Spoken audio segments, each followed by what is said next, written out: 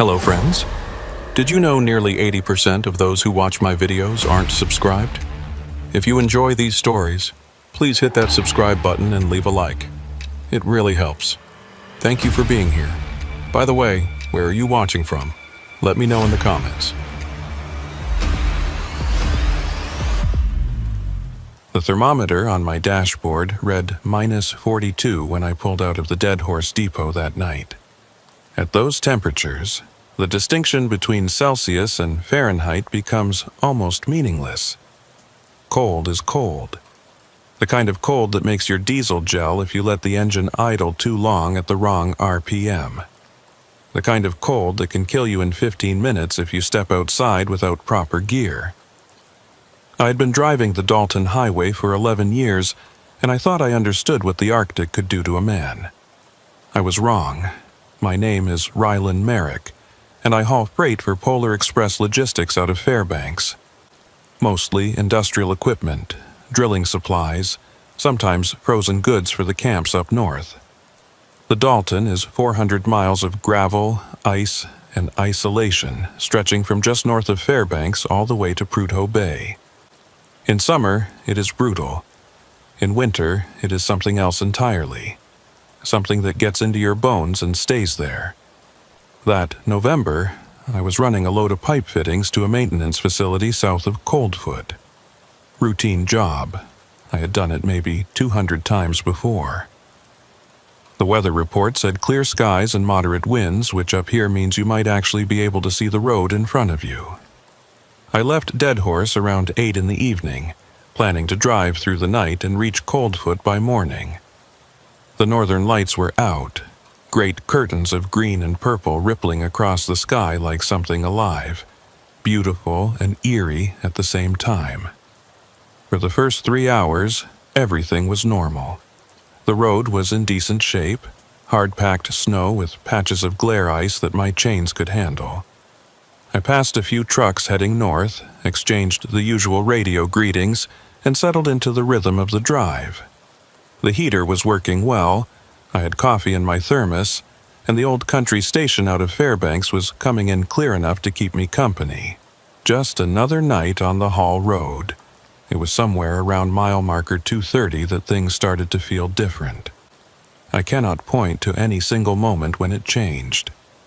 It was more like a gradual shift, the way the light changes when a cloud passes over the sun, except there was no sun and no clouds, just the darkness, and my headlights cutting through it, and the endless white of the tundra stretching away on both sides. The first thing I noticed was the silence on the radio.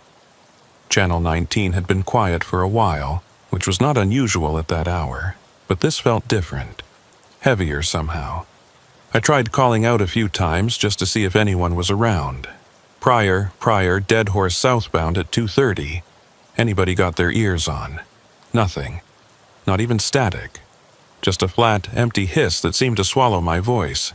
I told myself the mountains were blocking the signal. There are dead zones all along the Dalton where you cannot raise anyone no matter how hard you try. It is one of the things that makes the highway so dangerous. If you break down in the wrong spot, you might be waiting hours or even days before another truck comes along.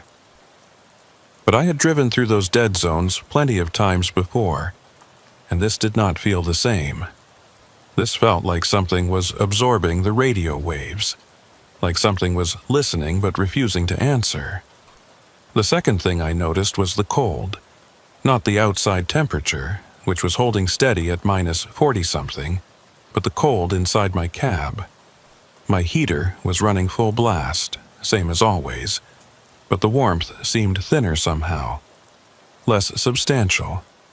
I could feel drafts coming from places where there should not be any drafts. The corners of the windshield, the seams around the doors, little fingers of frozen air probing their way inside, testing the boundaries of my shelter. I checked all my seals and vents. Everything looked fine. The temperature gauge said the cab was at 68 degrees, same as always. But it did not feel like 68. It felt like something was slowly stealing the heat away, degree by degree, so gradually that you would not notice until it was too late. I shook off the feeling and focused on the road, probably just my imagination. Probably just the isolation and the darkness playing tricks on me. I had been driving for over 6 hours by then, and fatigue can do strange things to your mind. I told myself I would stop at the next pullout and stretch my legs, get some fresh air, reset my brain. That was when I saw the headlights in my mirror. At first, I was relieved. Another truck on the road meant I was not completely alone out here.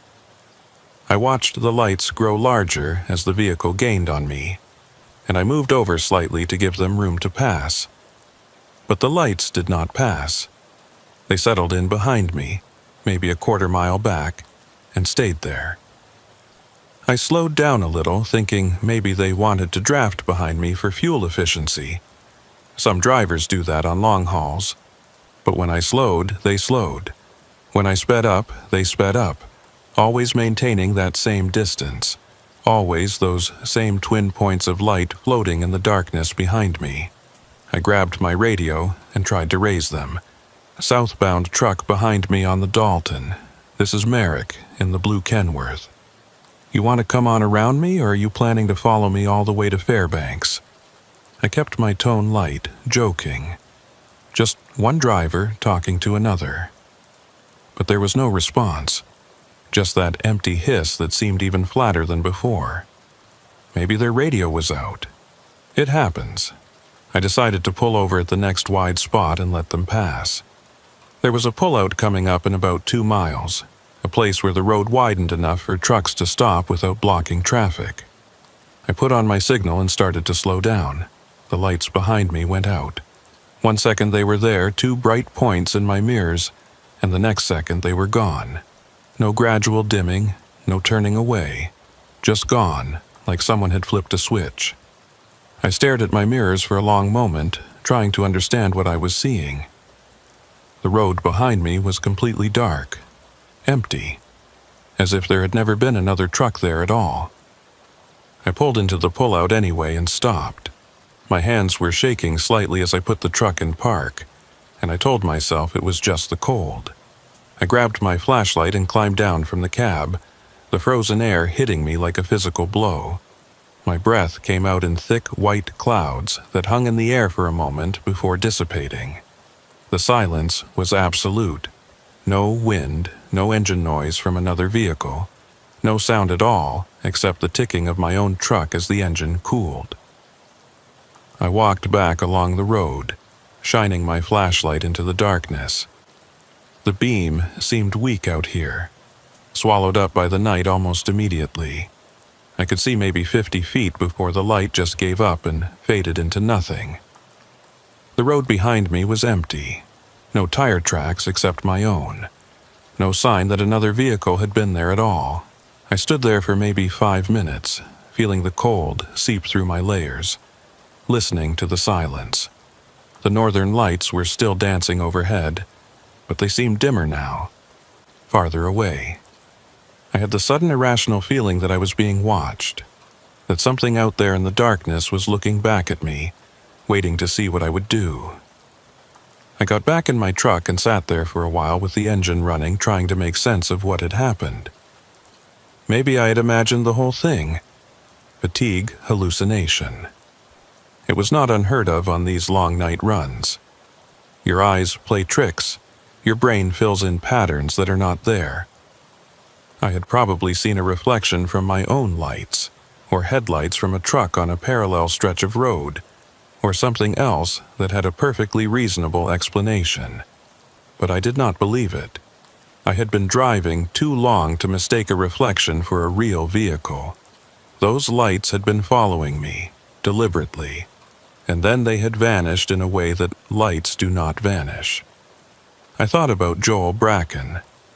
Joel was my regular convoy partner on the longer runs, a solid driver with 20 years on the haul roads. He was supposed to be running ahead of me that night, hauling a load of drilling equipment to the same facility in Coldfoot. We had planned to meet up at the Yukon River crossing and run the rest of the way together. Safety in numbers, especially in winter. But Joel had radioed me that afternoon to say he was running late. Mechanical trouble in Dead Horse.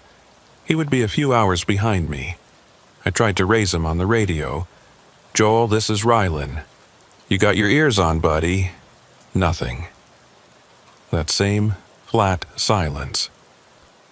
I tried Marla Kinsey at dispatch, but she was not answering either. The radio was not broken.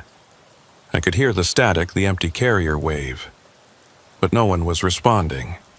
I sat there in my cab watching the northern lights pulse and shimmer above the frozen tundra, and I felt more alone than I had ever felt in my life.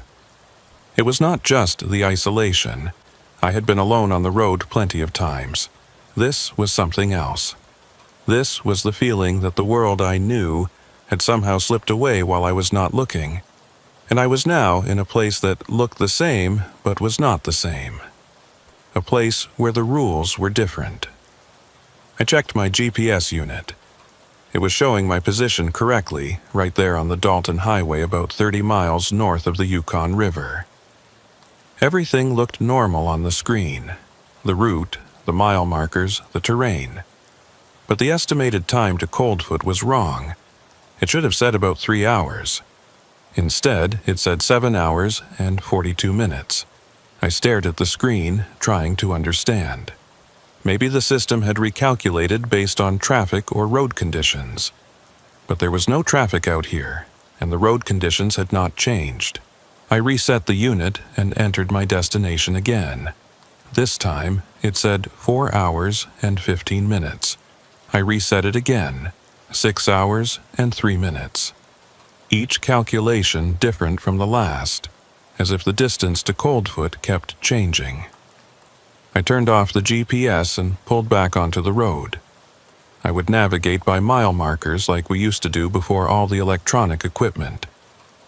The Dalton Highway is well marked. You always know where you are if you pay attention to the signs. I did not need a satellite to tell me how to get to Coldfoot. I had driven this road hundreds of times. I could do it in my sleep. The next hour was quiet. No more phantom headlights. No more strange feelings. Just me and the road and the endless white landscape. I started to relax a little. Started to think that maybe I had been making something out of nothing.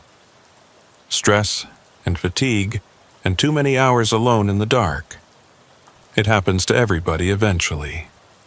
Then the radio crackled to life. It was not a voice at first, just a sound. A kind of rhythmic pulsing that cut through the static, like someone tapping on a microphone. Tap, tap, tap. 3 beats, then silence. Then 3 more beats. I grabbed the handset and responded. "This is Merrick southbound on the Dalton. Who is trying to reach me?" The tapping stopped. For a moment, there was nothing but the hiss of the open channel. Then a voice. Faint and distorted, like it was coming from very far away, or through some kind of interference. "Turn back." 2 words, that was all. A voice that could have been male or female, could have been young or old.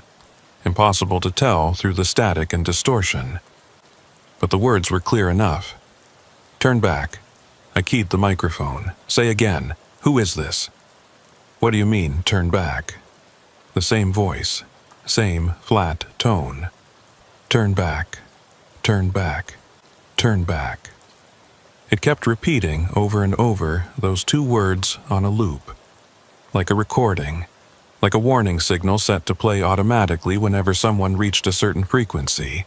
I switched to a different channel, but the voice followed me. "Turn back, turn back." I switched again, and it was there on every channel, filling the cab with that monotonous repetition. I turned off the radio. The silence that followed was almost worse. At least with the voice, there was something. Some presence, even if it was hostile or threatening. Now there was nothing, just me and the road and the darkness, and that feeling again. That feeling of being watched from somewhere I could not see. I drove faster. I knew it was dangerous to push the speed on a road like this, especially at night, especially alone. But I wanted to get to Coldfoot. I wanted to be around other people, other drivers, anyone who could tell me that the world was still normal and I was just losing my mind. I wanted to hear Joel's voice on the radio, giving me grief about something or other the way he always did. I wanted Marla to tell me that dispatch had received my check-in and everything was fine. The mile markers slid past. 2:20, 2:15, 2:10. I was making good time. At this rate, I would reach the Yukon crossing in about 40 minutes, then another 2 hours to Coldfoot. I could do this. I just had to keep driving and not think about headlights that vanished, or voices that repeated the same 2 words, or GPS units that could not calculate a simple distance. At mile marker 2:05, I saw something that made me hit the brakes. There was a figure standing on the side of the road. It was just visible at the edge of my headlights, a dark shape against the white snow. Human-shaped, standing perfectly still, facing my truck. I slowed down as I approached, trying to see more clearly. Out here, a person on foot could mean a breakdown, an accident, someone in serious trouble. You do not just drive past. No matter what kind of strange night you are having, you stop and check. But as I got closer, I realized something was wrong. The figure was not moving, not waving me down, not walking toward me, not doing any of the things that a stranded person would do when they saw a truck approaching. Just standing there. Watching. I stopped the truck about 50 yards away and hit my high beams. The figure was still there, still motionless. I could see now that it was wearing dark clothing, a heavy coat and pants that blended into the shadows. But I could not see a face. The head was there, the shape of it, but the features were somehow obscured, hidden, like there was nothing there to see. I sat in my truck for a long moment, staring at that shape in my headlights. Every instinct told me not to get out. Every instinct told me to put the truck in gear and drive past as fast as I could. But what if it was someone who needed help? What if I was so spooked by everything else that had happened that I was going to let someone freeze to death on the side of the road? I grabbed my radio and tried one more time. This is Merrick southbound at mile marker 2:05. There is someone on the road here. If anybody can hear me, please respond. Nothing. I looked at the figure again. It had not moved, had not made any gesture or signal, just standing there watching me with whatever it had instead of a face. I made a decision. I put the truck in gear and started to drive toward it, slowly, ready to stop if it stepped into my path. As I got closer, the figure remained perfectly still. I was maybe 20 yards away when I realized something that made my blood turn to ice. There were no footprints in the snow around it. The shoulder of the road was covered in fresh powder, undisturbed except for the tracks from my own tires. But around the figure, the snow was smooth and unbroken, as if it had not walked there at all, as if it had simply appeared, materializing out of the frozen air like a thought made solid. I did not stop. I pressed the accelerator and drove past, my heart pounding so hard I could feel it in my throat.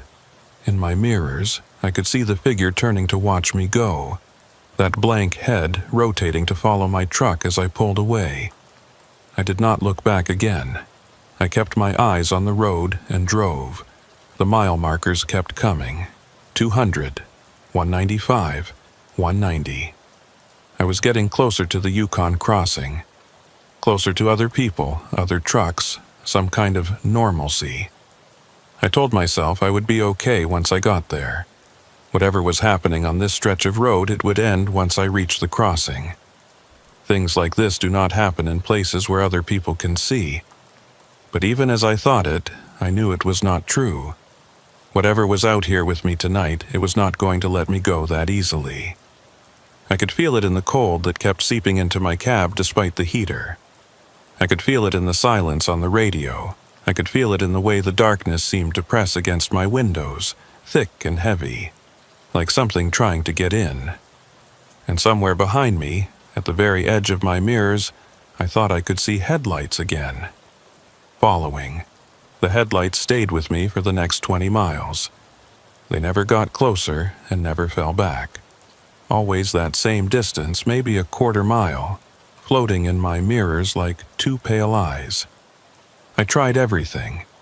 I sped up to 70, which is dangerous on the Dalton in good conditions and borderline suicidal on a frozen night like this. The lights matched my speed. I slowed to a crawl, hoping they would pass. They slowed too. I pulled over twice, sat with my engine idling, and my flashlight pointing out the rear window. Both times, the lights stopped when I stopped and started when I started, but they never came close enough for me to see what kind of vehicle they belonged to. The third time I pulled over, I got out of the truck. I do not know what I was thinking. Maybe I was not thinking at all. Maybe I had just reached the point where not knowing was worse than any possible answer. I grabbed my flashlight and a tire iron from behind the seat and walked back along the road, my boots crunching on the frozen gravel. The cold was savage, worse than before. My face went numb within seconds. My eyes watered and the tears froze on my cheeks. But I kept walking, pointing my flashlight at those distant headlights, trying to see past them to whatever was behind. I walked maybe 200 yards. The headlights did not move. They just sat there, burning in the darkness, watching me approach. I could feel my heart hammering against my ribs. My breath was coming in ragged gasps that crystallized in the air around me. I was scared, more scared than I had ever been in my life. But I was also angry. Angry at whatever was playing this game with me. Angry at my own fear. When I was about 100 yards from the lights, they went out, just like before. 1 second there, the next second gone. I stood in the middle of the road, flashlight shaking in my hand, staring at the empty darkness where the lights had been. Nothing. No engine sound, no movement, no tire tracks in the snow, just the night and the cold and the silence pressing in from all sides. I ran back to my truck. I am not ashamed to admit it. I ran like a frightened child, my lungs burning from the frozen air, my legs clumsy in my heavy gear. I climbed into the cab and locked the doors and sat there shaking for a long time before I trusted myself to drive again. The Yukon River crossing was supposed to be 15 miles ahead. I had been watching the mile markers carefully, counting them down. 185, 180, 175. But when I looked at my odometer, the numbers did not make sense. According to my calculations, I should have reached the crossing by now. I should have seen the bridge, the buildings, the lights of the maintenance station. Instead, there was just more road, more darkness, more empty tundra stretching away under the dancing northern lights. I checked my GPS again. The screen was flickering now, the display jumping between different views like it could not decide what to show me. For a moment, I saw my position clearly, right there on the highway about 5 miles north of the crossing. Then the screen scrambled into static. Then it showed me somewhere else entirely, a location in the Brooks Range that was at least 50 miles from where I should have been. Then static again, then my correct position. Then nothing. I turned it off and drove by instinct. I knew this road. I had driven it so many times that I could feel the curves and grades in my bones. The crossing had to be close. It had to be. The radio came back on by itself. I had not touched it. I had left it off after that voice started repeating. But suddenly it was on again, volume turned up high, filling the cab with static and fragments of sound. I reached for the knob to turn it off, but then I heard something that made me stop. Rylan, my name, spoken clearly through the static. A voice I almost recognized.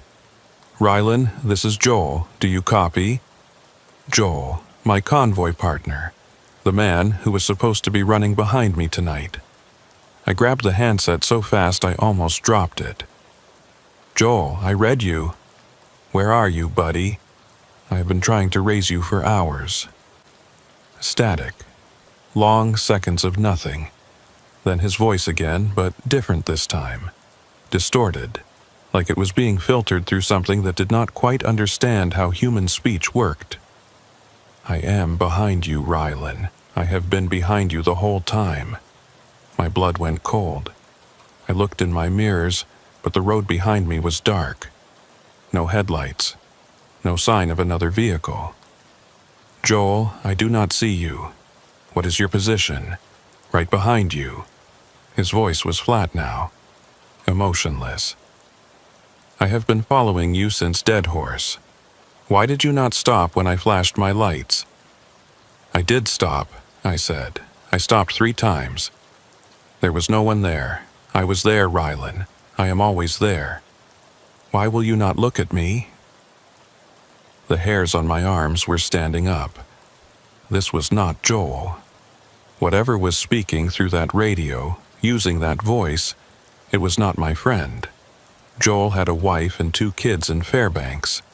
Joel told terrible jokes and complained about his back, and always identified himself properly on the radio. He would never talk like this, never sound like this. "Who is this?" I said. "This is not Joel. Who am I talking to?" Silence. Then a sound that might have been laughter, but it was wrong.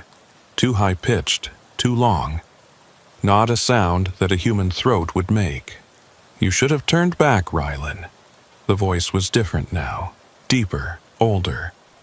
That same voice that had been repeating those 2 words. "Now it is too late." The radio went dead. Not just silent, but dead. The power light off, the display blank. I tried the switch, tried changing channels, tried everything. Nothing worked. The radio was gone. I drove faster. The landscape was changing. I had not noticed it at first, too focused on the road and the radio and the headlights that kept appearing and disappearing. But now I could see that the terrain was not right. The Dalton Highway runs through river valleys and mountain passes, with specific landmarks at specific locations. I knew them all. The gentle curves near the Chandelar Shelf. The steep grades on the south side of Atigan Pass. The long, straight stretch approaching the Yukon. But the road I was on now did not match any of those landmarks. The curves came in the wrong places. The grades were too steep or too shallow. The terrain on either side was unfamiliar. Rock formations and frozen rivers that I had never seen before in 11 years of driving this route. I told myself it was just the darkness, just the disorientation of driving alone at night with no radio and no GPS and nothing but my own headlights to show me the way. But I did not believe it. I knew this road. I knew it like I knew my own name. And this was not it. The snow started about 20 minutes later. It came out of nowhere. One moment the sky was clear, the northern lights still visible overhead. The next moment the air was thick with white, flakes so dense I could barely see the hood of my own truck. I slowed to a crawl, my headlights reflecting off the wall of snow in front of me. Visibility dropped to maybe 10 feet, then 5, then nothing at all. I had been through whiteouts before. They are a fact of life on the Dalton, especially in winter. You slow down, you stay calm, you keep your wheels on the road and wait for it to pass. But this was different. This snow was not behaving like normal snow. It was not falling from above so much as appearing all around me, materializing out of the air itself. And it was not cold. Or rather, it was cold, but it felt wrong, artificial, like the cold from an open freezer rather than the cold of a natural storm. I stopped the truck. There was no point in driving when I could not see the road. I would wait it out, let the storm pass, then continue to the crossing. It could not be far now. It could not be. The silence in the cab was total. With the radio dead and the engine idling low, there was nothing to hear but my own breathing and the soft hiss of snow against the windshield. I sat there in that cocoon of white, feeling very small and very alone. Feeling like the rest of the world had disappeared and left me here in this one small pocket of existence, cut off from everything I knew. That was when I heard the knocking. 3 sharp raps against the driver's side door, like someone standing outside, asking to be let in. I jumped so hard I hit my head on the roof of the cab. My heart was pounding, my hands shaking. I looked at the door, but the window was completely covered with snow. I could not see anything outside, could not tell if there was really someone there, or if the sound had come from somewhere else, the engine, the frame, something shifting in the cold. 3 more raps, louder this time, more insistent. "Who is there?" I called out. My voice sounded strange in the silence of the cab, thin and weak. "Hello? Who is out there?" No answer, just the snow and the silence and the feeling of something waiting on the other side of the door. I thought about the figure I had seen earlier, standing on the side of the road with no footprints around it, standing there in the cold with nothing where its face should be. If that thing was outside my door right now, if it was trying to get in. The knocking came again, but this time it was not on the door. It was on the windshield, right in front of me, right where my face would be if the glass was not there. Rap, rap, rap. I could see the snow moving with each impact, something pressing against the windshield from outside, hard enough to shake the glass in its frame. I shrank back in my seat, pressing myself against the far side of the cab, as far from the windshield as I could get. My hand found the tire iron on the passenger seat and I gripped it tight, knowing it would be useless against whatever was out there, but needing to hold something solid anyway. The knocking stopped. I sat there for a long time, barely breathing, waiting for it to start again. But there was nothing. Just the snow and the silence. Whatever had been outside my truck, whatever had been trying to get my attention, it had gone away. Or it was waiting. After maybe 15 minutes, the snow began to thin. The wall of white in front of my windshield slowly became translucent, then transparent. I could see shapes emerging from the storm, the road, the shoulder, the tundra beyond. Everything covered in fresh powder, smooth and unbroken. I looked around for tracks, footprints, any sign that something had been standing outside my truck. But there was nothing. The snow around my vehicle was pristine, undisturbed, just like the snow around that figure on the road, just like there had been nothing there at all. I did not believe it. I had heard those knocks. I had felt the windshield shake. Something had been out there, something real and solid. But the snow told a different story. The snow said I was alone. I put the truck in gear and started driving again. The storm had passed as quickly as it had come, and the sky was clear once more. The northern lights were back, dancing and shimmering, but they looked different now. Redder, angrier, like something had disturbed them, stirred them up from their usual gentle movements into something more violent. The mile markers started appearing again. 165, 160, 155. I was getting closer to the crossing. I had to be. The numbers did not lie. I just had to keep driving and trust the road to take me where I needed to go. At mile marker 150, I saw the other truck. It was parked on the shoulder facing south, hazard lights blinking. A big blue Kenworth, same model as mine, same color, even the same company logo on the door. I slowed down as I approached, trying to see inside the cab. Maybe it was Joel. Maybe he had gotten ahead of me somehow and broken down. Maybe this whole nightmare was about to end with a simple explanation and a story we would tell other drivers for years. But as I pulled alongside the other truck, I saw that the cab was empty.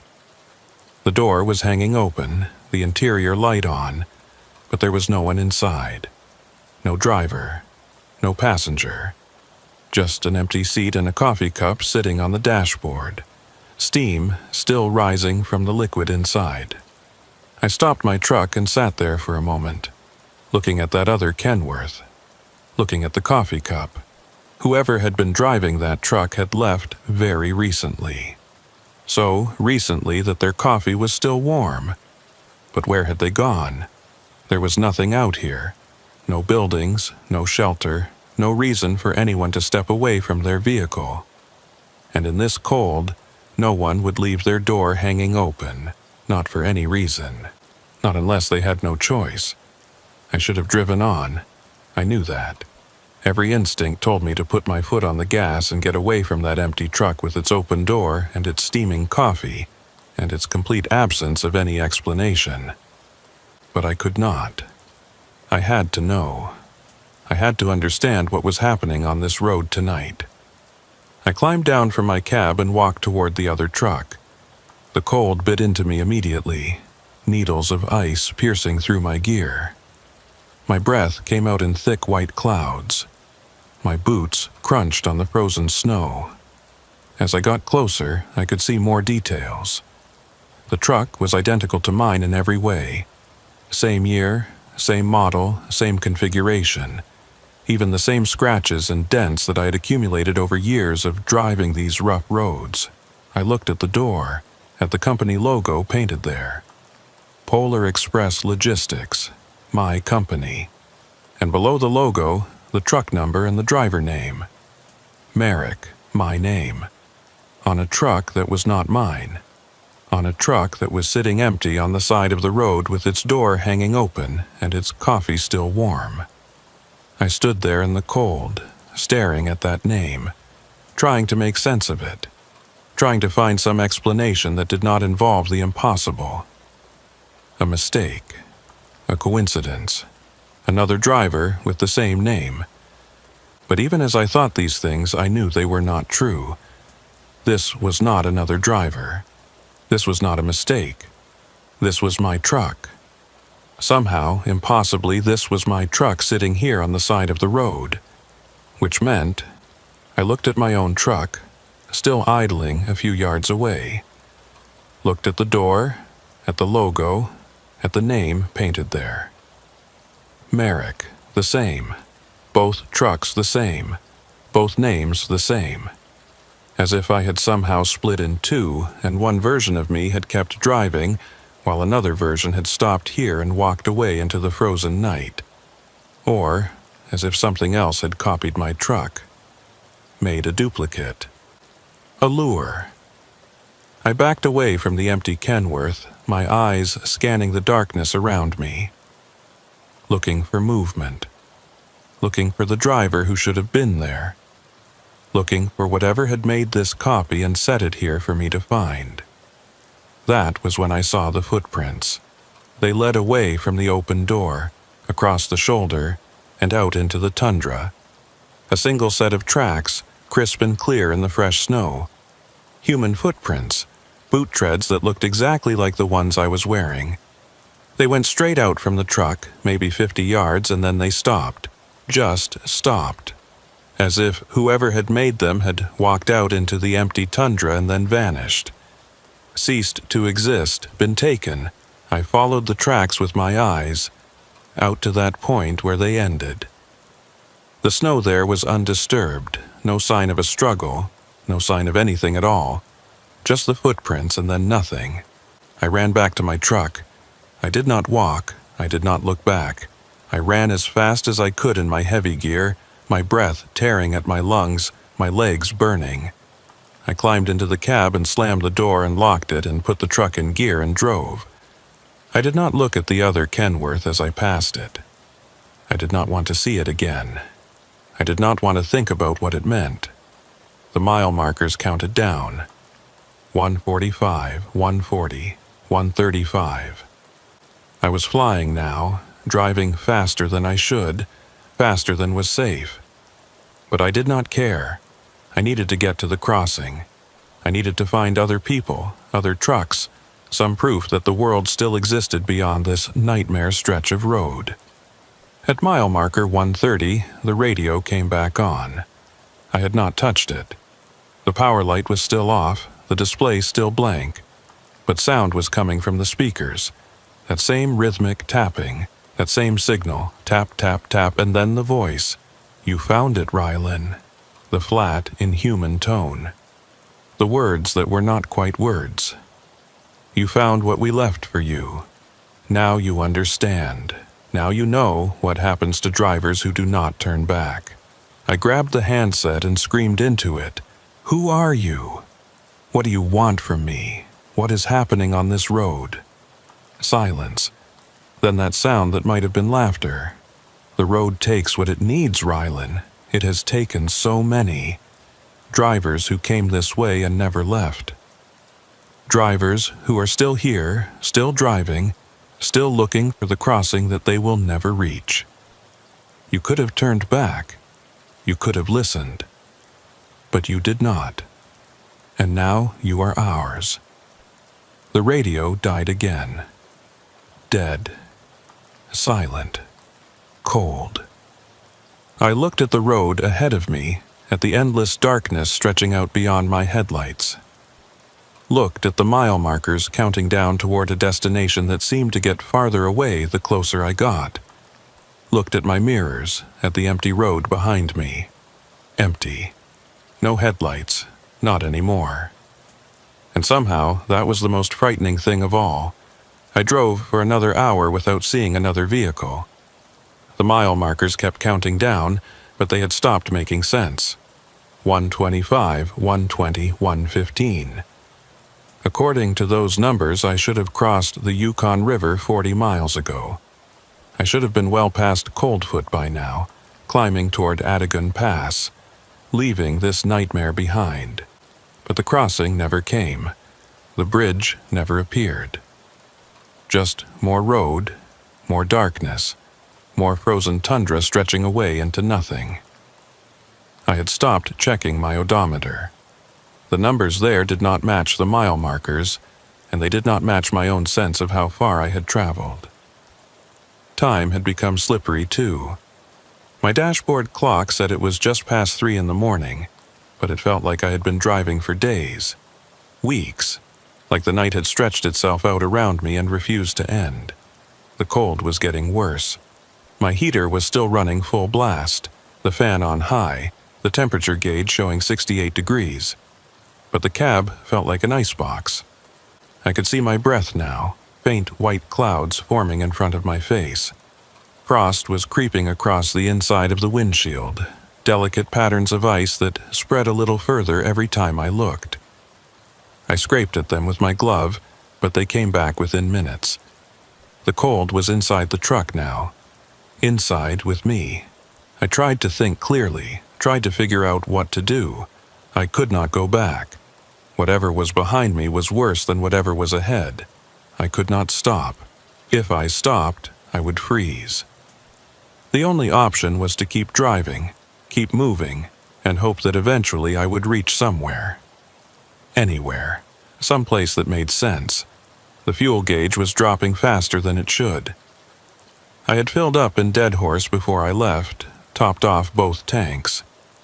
That should have given me enough diesel to reach Fairbanks with plenty to spare. But the needle was already below half, dropping toward the quarter mark. I was burning fuel at an impossible rate, as if the engine was working harder than it should be, as if something was draining the tanks from outside. I thought about Joel again. Real Joel, not the thing that had spoken to me through the radio. He should have been behind me somewhere, running the same route, hauling his load to the same destination. If I had kept my speed normal, instead of racing through the night, he might have caught up to me. We might have been running together right now, watching each other's taillights, keeping each other company through the darkness. But I had driven too fast, and he had started too late. And now I was alone out here with whatever was playing these games. The northern lights had changed again. They were no longer dancing. They were pulsing, slow, rhythmic waves of red and green that rolled across the sky like a heartbeat. I had never seen them move like that before. Never seen colors that deep and saturated, that seemed to glow with their own internal light. They were beautiful and terrible at the same time, and I could not stop looking at them even though I knew I should be watching the road. That was when I noticed the other lights. They were not headlights. They were smaller, fainter, scattered across the tundra on both sides of the road. At first I thought they were reflections, my own lights bouncing off ice or snow, but they were the wrong color, pale blue, almost white, hovering just above the ground. Dozens of them, maybe hundreds, spread out across the frozen landscape like stars that had fallen from the sky and gotten stuck. I slowed down, trying to understand what I was seeing. The lights were not moving. Not exactly. They were pulsing in the same rhythm as the northern lights overhead, brightening and fading in slow waves. They seemed to be arranged in patterns, clusters and lines that might have been random or might have been deliberate. I could not tell. I could not make sense of any of it. I stopped the truck. I do not know why. I had promised myself I would not stop again, not after the other Kenworth, not after the footprints that led nowhere. But something about those lights made me need to look closer, made me need to understand. I sat in my cab and stared out at the tundra. The lights were everywhere now, covering the landscape as far as I could see. They were not reflections. They were not natural. They were something else, something that should not exist, and they were surrounding me. One of them started moving. It rose up from the ground, slowly, drifting toward the road, toward my truck. It was maybe the size of a softball, pale blue and glowing, and it moved with a kind of purpose that made my skin crawl, like it knew where it was going, like it was coming for me specifically. I watched it approach, watched it float across the shoulder and come to rest right outside my driver's side window. It hovered there, pulsing gently, and I had the sudden overwhelming feeling that it was looking at me, that there was something inside that light, some intelligence, some awareness, that it wanted something from me. I pressed myself back against the passenger side of the cab as far from that light as I could get.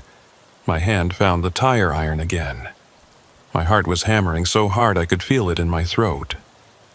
The light just hovered there, patient, waiting.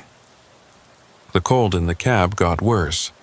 I could feel it now, a physical presence, pressing against my skin, seeping into my bones. Then the light moved again. It drifted forward toward the windshield and passed through. I do not mean it broke the glass. I mean it passed through, like the windshield was not there at all. One moment it was outside, and the next moment it was inside, hovering in the air in front of me. I could feel the cold coming off it, a deep, aching cold that made the Arctic night seem warm by comparison. I could feel something else, too, a pressure in my head, a presence, something trying to get inside my mind the way it had gotten inside my truck. I swung the tire iron. I do not know what I expected to happen. You cannot hit light. You cannot hurt something that has no substance. But I swung anyway, a wild, desperate swing, and the iron passed through the light and hit the dashboard with a crack that echoed through the cab.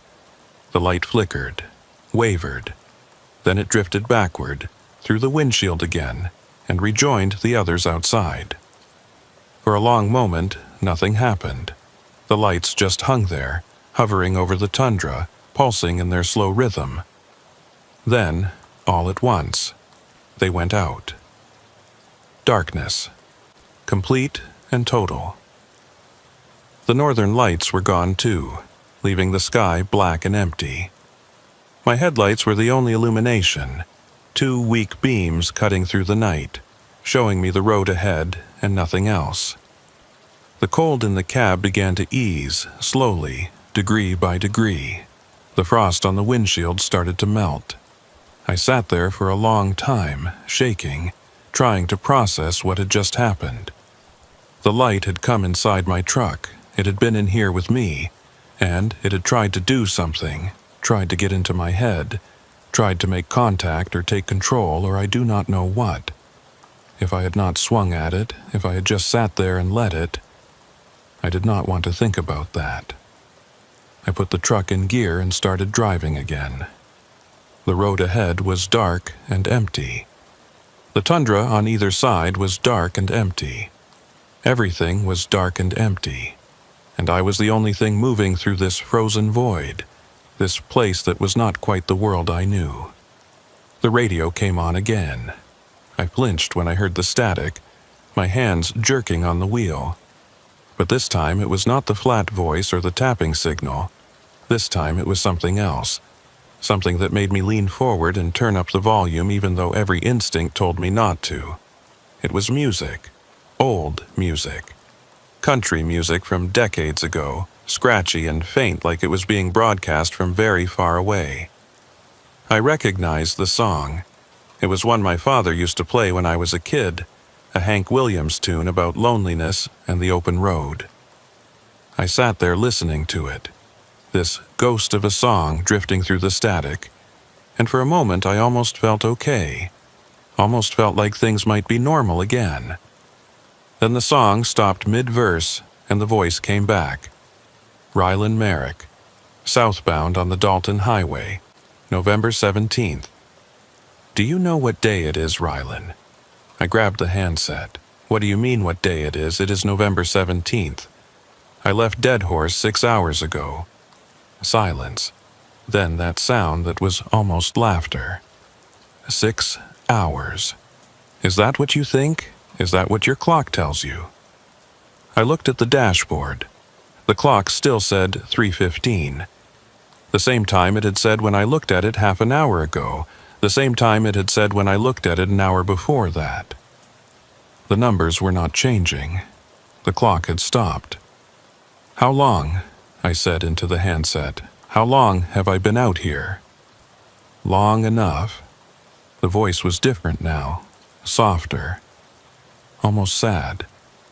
Long enough that they have stopped looking for you. Long enough that your name is on the list with all the others. All the drivers who came this way and never reached the other side. I felt something cold settle in my stomach. Colder than the Arctic air. Colder than the light that had tried to get inside my head. A cold that came from understanding, from knowing. Joel, I said, is Joel on that list? Joel turned back. The voice was flat again, emotionless. Joel listened. Joel is home with his family right now, wondering what happened to you. Wondering why you did not listen when he tried to warn you. Joel never warned me. Joel never said anything about turning back. No, but we did.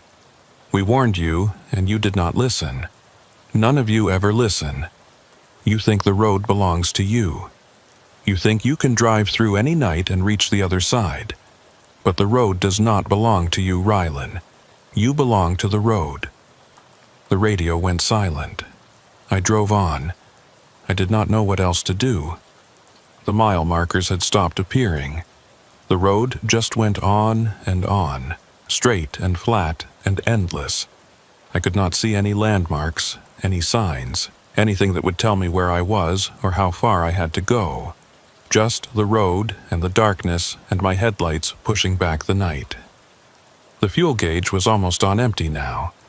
I had maybe 20 miles left, maybe less. When the diesel ran out, the engine would die. The heater would stop. The cold would come inside for real. Not the creeping cold that had been testing my defenses, but the killing cold. The cold that would freeze me solid in my cab and leave me there for whoever found me. If anyone ever found me. I thought about my wife. We had been married for 8 years. She knew the risks of this job. She knew that every time I left for a run, there was a chance I would not come back. But she had never asked me to quit. She understood that this was who I was, that driving was in my blood, that I needed the road the way other men needed air or water. She just asked me to be careful, to come home safe.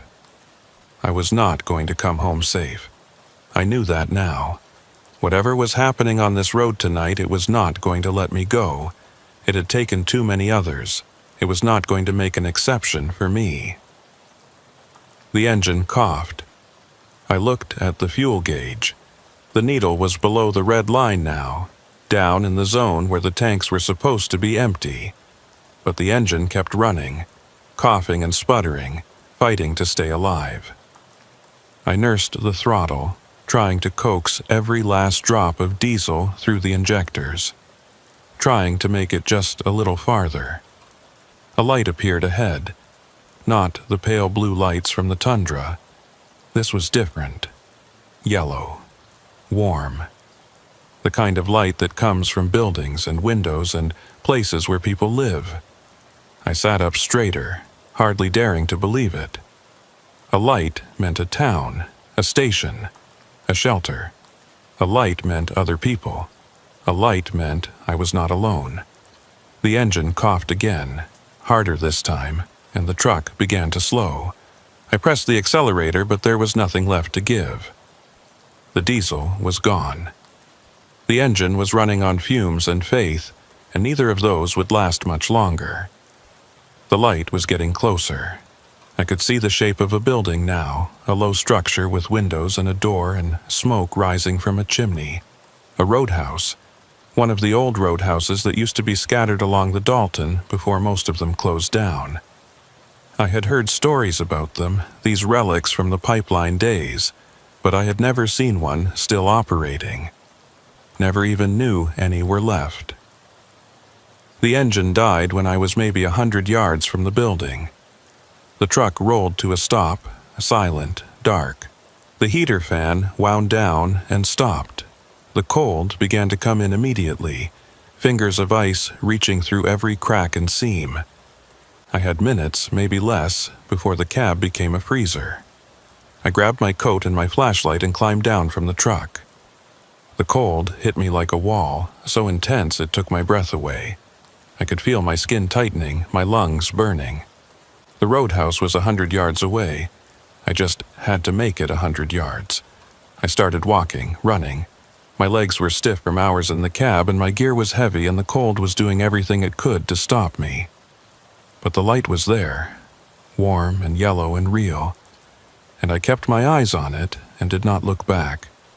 The door of the roadhouse opened when I was maybe 20 feet away. A figure stood there, backlit by the glow from inside. I could not see features, could not tell if it was a man or a woman, just a shape, waiting, watching me approach. I reached the door and pushed past the figure, into the warmth, into the light.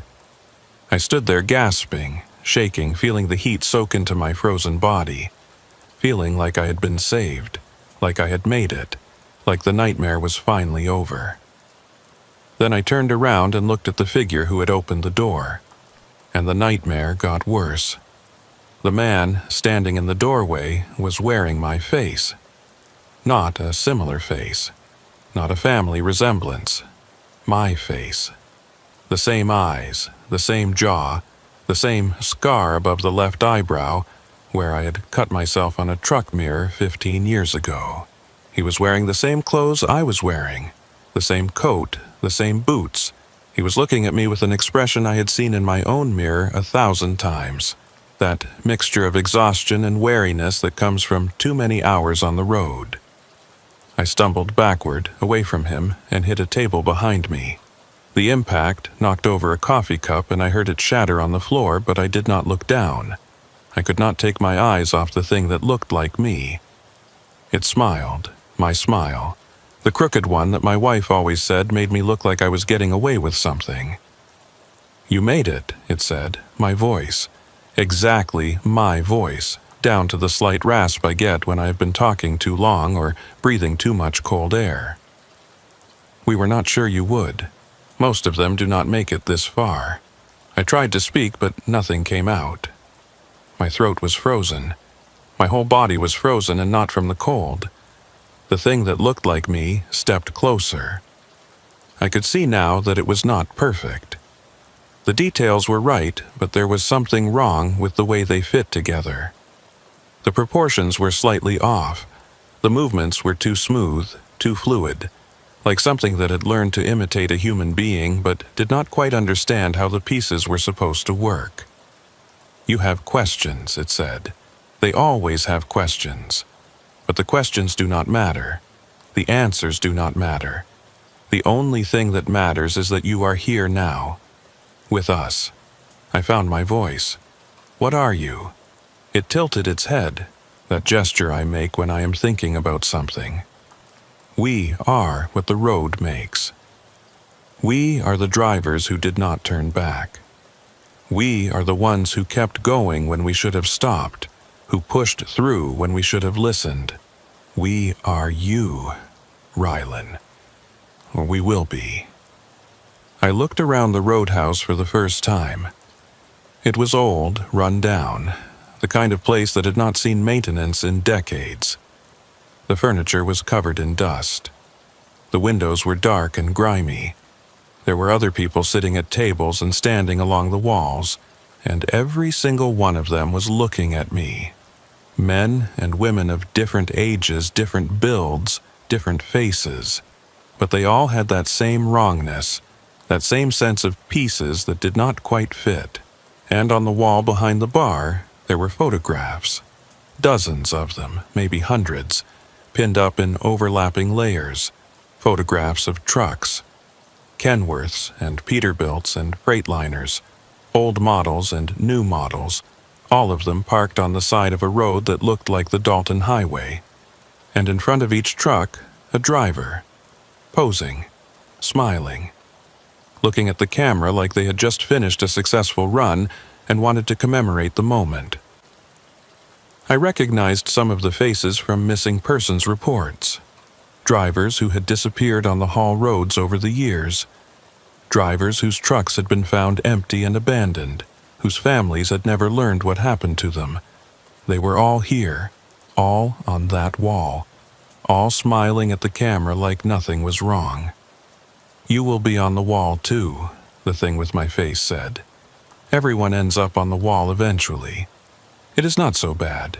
You get used to it. You forget what it was like before. You forget that you ever wanted anything else. No. I backed towards the door, my hands out in front of me like that could stop them if they decided to rush me. I am not staying here. I am getting back in my truck and I am driving out of here and I am going home. Your truck is empty. No fuel, and even if it was not, it would not matter. You cannot drive out of here, Rylan. No one drives out.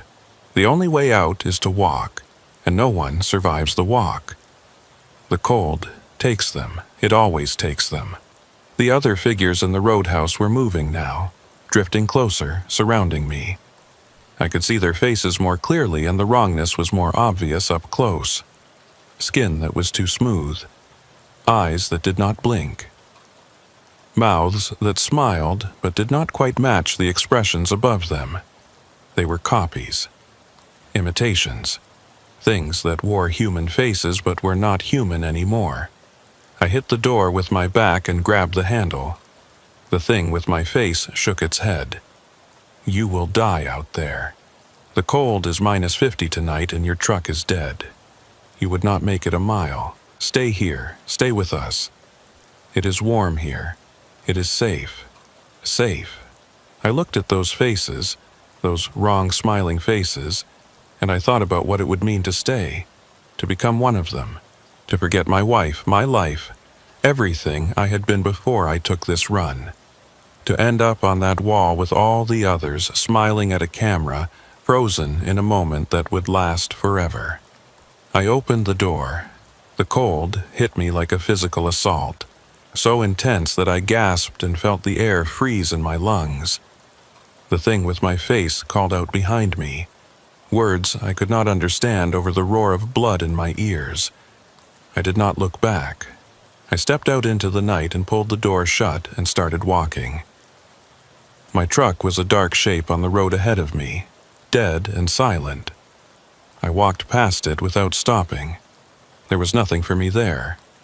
The fuel was gone, and even if it was not, I was not sure I trusted anything about that truck anymore. I was not sure it was really my truck. I was not sure anything was really what it appeared to be out here. The cold was killing me. I could feel it happening, feel my body shutting down piece by piece. My fingers went first, then my toes, then my hands and feet. The shivering stopped after a few minutes, and I knew that was bad. Knew it meant my core temperature was dropping too far, but I kept walking. The road stretched out ahead of me, empty and dark. and I followed it because it was the only thing left to follow. I do not know how long I walked. Time had stopped meaning anything. The darkness was absolute. No stars, no northern lights, nothing but the black sky and the white snow and the gray line of the road cutting through it. I could not feel my legs anymore, but they kept moving, one step after another, carrying me forward through the frozen night. I thought about Joel, real Joel, back in Fairbanks with his wife and kids, wondering what had happened to me. I hoped he would not come looking. I hoped he would stay home where it was safe and never drive this stretch of road at night again. I hoped he would remember that I had not listened, that I had not turned back, and that he would learn from my mistake. I thought about Marla at dispatch, filing the paperwork that would list me as missing. Another driver who went out and did not come back. Another name on the list of the lost.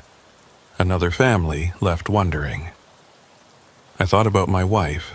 I thought about the way she looked in the morning when she was still half asleep. I thought about her voice on the phone when I called from the road, the way she always sounded happy to hear from me even when I woke her up at strange hours.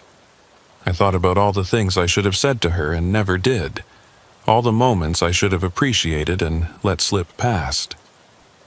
I was going to die out here, I knew that. The cold was too deep, and I was too far from anywhere.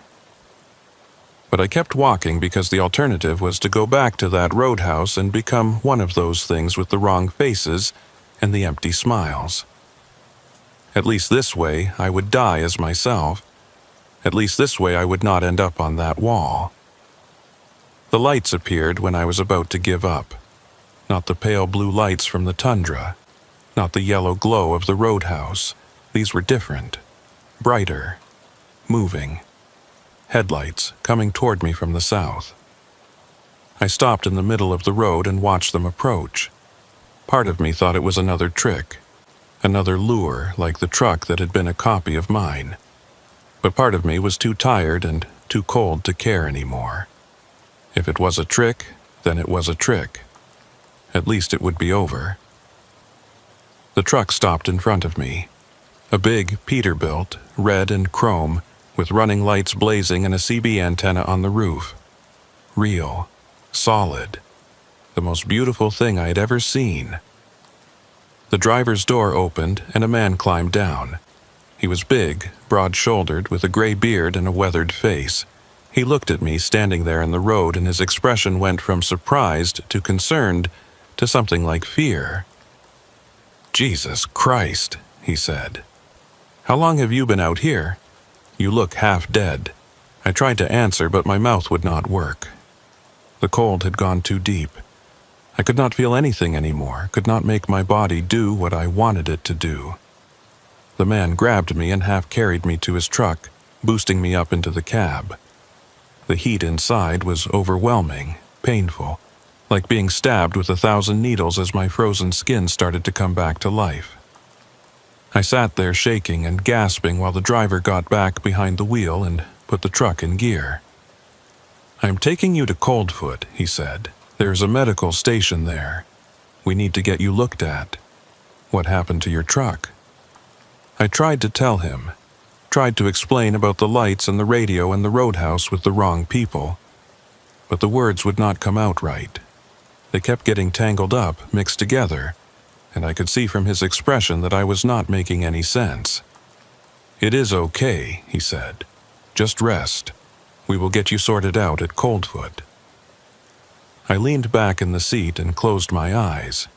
The heat was soaking into me, pushing out the cold, bringing me back to life. I could feel my fingers again, my toes, the parts of me that I had thought were gone for good. I was going to survive. Somehow, impossibly, I was going to survive. I opened my eyes and looked at the driver. The dashboard lights were casting his face in green and red shadows, making him look strange, unfamiliar. I studied his profile, his hands on the wheel, the way he held himself in the seat. He looked normal. He looked human. But so had the thing in the roadhouse at first. So had all of them, until you got close enough to see the wrongness. "What is your name?" I asked. My voice was a croak, barely audible. He glanced at me. "Garrison," he said. "Pete Garrison. I run freight out of Fairbanks, same as you from the look of your rig back there." "That was yours, right?" "The blue Kenworth." I nodded. "Passed it about 3 miles back. Looked like you ran out of fuel." "Bad luck, running dry out here in the middle of nowhere. You are lucky I came along when I did." I kept looking at him, kept watching for the signs, the too smooth skin, the eyes that did not blink, the smile that did not match the rest of the face. But I did not see any of that. He just looked like a driver, a normal, tired, middle-aged driver doing his job on a cold night. "How far to Coldfoot?" I asked. "About 40 miles. Hour and a half maybe, depending on conditions. You just rest. I will get you there." I settled back in the seat and watched the road through the windshield. The headlights cut through the darkness, showing me the same empty highway I had been driving all night. The same frozen tundra. The same black sky. But it felt different now. It felt normal.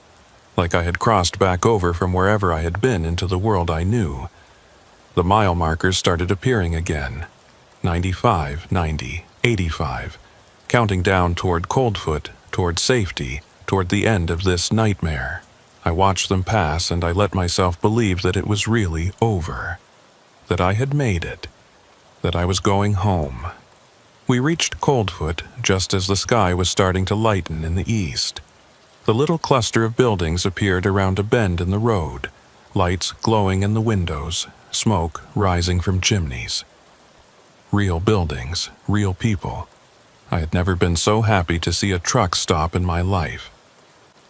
Garrison pulled into the parking area and helped me down from the cab.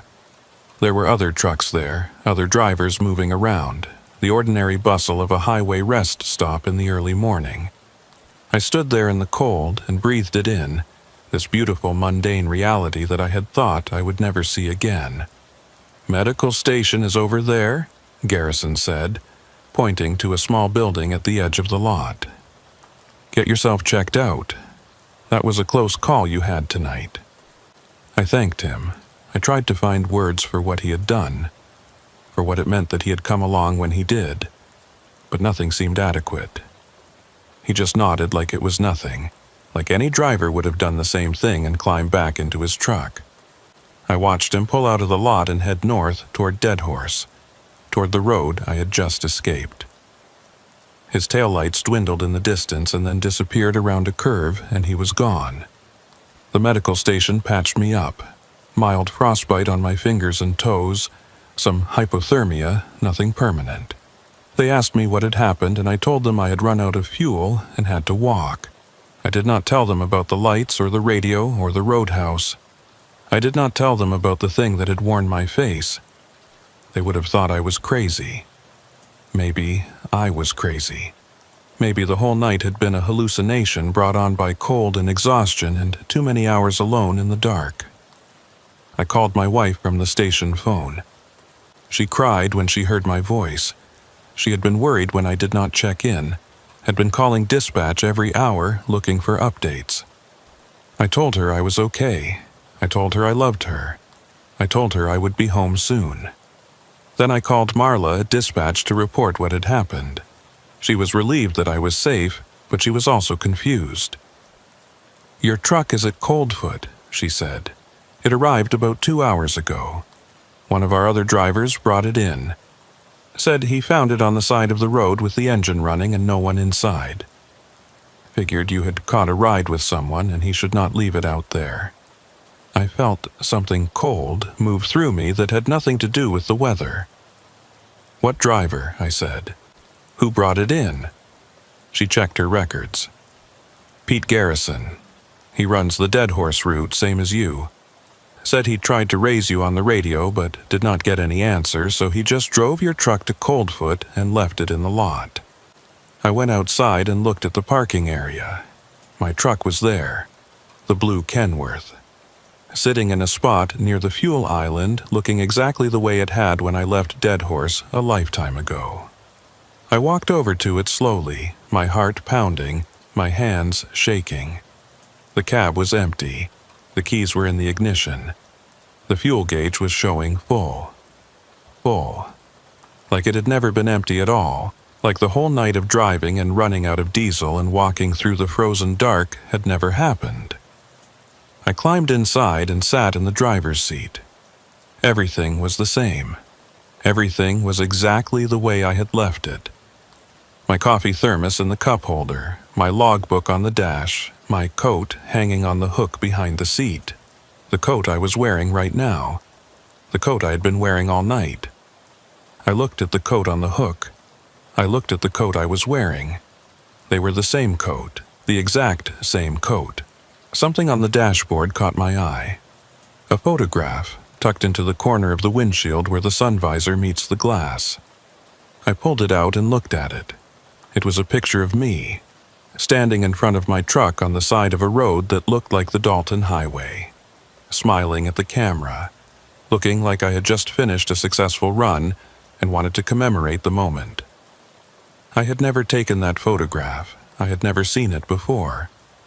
But there I was, smiling, happy, frozen in a moment that would last forever. I thought about that wall in the roadhouse. All those drivers. All those photographs. All those people who had gone out on the road and never come back. I thought about Pete Garrison, who had picked me up in the middle of nowhere and driven me to safety. Pete Garrison, who had somehow also brought my truck to Coldfoot at the same time. Pete Garrison, whose face I had watched all during that ride, looking for signs of wrongness, looking for proof that he was one of them. I never saw any signs, but that did not mean they were not there. I left Coldfoot that morning and drove south, toward Fairbanks, toward home. I have not driven the northern route since then. I have not gone back to Dead Horse or run the Hall Road at night. I told my company I needed a different route and they gave me one, no questions asked. Maybe they could see something in my face. Maybe they had heard stories from other drivers. Maybe they knew. I still have the photograph. I do not know why I kept it. I should have burned it. I should have thrown it away and never thought about it again. But I kept it, and sometimes, late at night when I cannot sleep, I take it out and look at it. The man in the photograph is me. I am sure of that. Same face, same eyes, same scar above the left eyebrow. But there is something wrong with the way he is smiling. Something that does not quite fit. And sometimes, when I look at that photograph, I am not sure which one of us made it out of that roadhouse. I am not sure which one of us is still out there.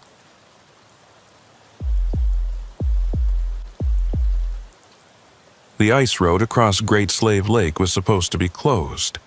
That was what dispatch told me when I called in from Yellowknife that morning. Temperatures had been fluctuating for 3 days straight, climbing above freezing during the afternoons and then plummeting back down at night. The freeze-thaw cycle was weakening the ice, creating pockets of slush and pressure ridges that could swallow a truck whole.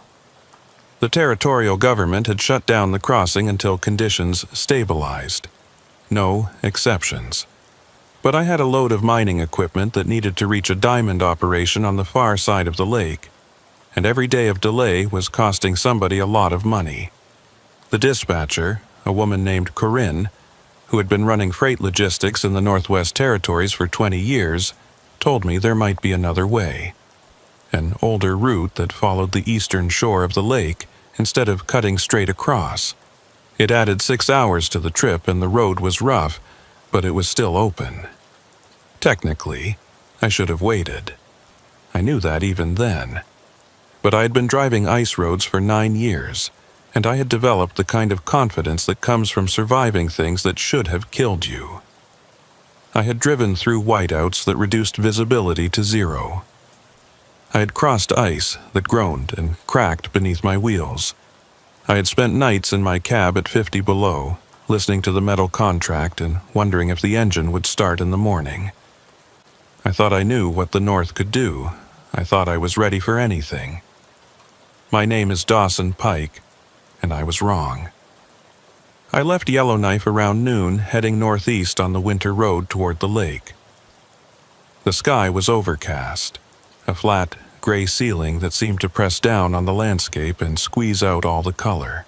The trees along the road were black skeletons against the snow, birch and spruce stripped bare by the wind.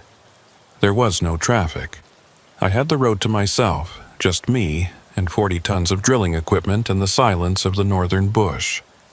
The route Corinne had given me was not on any of my maps. She had described it over the phone, turn by turn, and I had written the directions on a piece of paper that I kept on the dashboard. It was old, she said, a road from the early days of the mining boom, before they built the main ice crossing. Some of the markers might be missing. Some of the landmarks might have changed. But if I followed her directions carefully, I would reach the far shore by nightfall. The first 2 hours went smoothly. The road was rough but passable, frozen gravel and packed snow that my chains could handle. I made decent time, watching the mile markers count up as I pushed deeper into the bush. The overcast sky began to break up around mid-afternoon, patches of blue appearing between the clouds, and I started to think that maybe this run would not be so bad after all. Then the snow started. It came out of nowhere, the way it always does up here. One minute I could see for miles. The next minute I was driving through a wall of white. The flakes were small and hard, driven by a wind that had picked up without warning, and they hit my windshield like tiny fists. I slowed down and turned on my fog lights, but they did not help much. The snow just reflected the light back at me, turning the world into a featureless white blur. I checked my directions. According to Corinne, I should be approaching a junction where the road split, one fork continuing along the shore and the other heading out onto the lake ice. The shore route was longer but safer. The ice route was direct but risky given the current conditions. She had told me to take the shore route. She had been very clear about that. But I could not find the junction. The snow was too heavy, the visibility too poor. I kept driving, watching for any sign of a turnoff, any marker that would tell me where I was. Nothing, just the road and the snow and the darkness that was starting to gather at the edges of the day. I should have stopped. I should have pulled over and waited for the storm to pass. But stopping in a whiteout is almost as dangerous as driving in one. Other vehicles cannot see you. You can get buried. You can run your engine to stay warm and then run out of fuel and freeze. The safest thing is to keep moving, find shelter, get somewhere with walls and a roof and other people. So I kept driving. The road began to change. The gravel gave way to something smoother, harder, and I realized with a jolt of fear that I was on ice. I had missed the junction somehow. I had taken the wrong fork, and now I was out on the lake, driving across frozen water that the government had declared unsafe for travel. I stopped the truck and sat there for a long moment, trying to decide what to do. I could not see anything through the snow. I did not know how far I had come onto the ice, or how far I had to go to reach the other side. I did not know if the ice beneath me was solid, or if I was sitting on top of a pressure ridge that could give way at any moment. The smart thing would be to turn around, go back the way I came, find the shore route, add the extra hours to my trip, and arrive late, but alive. That was what any experienced ice road driver would do. That was what I should have done. But when I looked in my mirrors, I could not see the road behind me. The snow had covered my tracks. The way back was as invisible as the way forward. I was in the middle of the lake with no idea which direction led to safety and which direction led to open water. I made a decision. I would keep going forward. I would drive slowly, carefully, and trust that the ice would hold.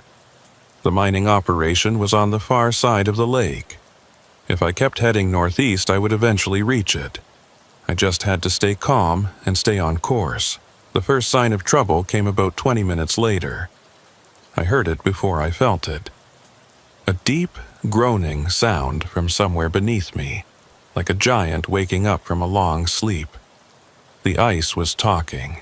That was what we called it when the frozen surface made noise.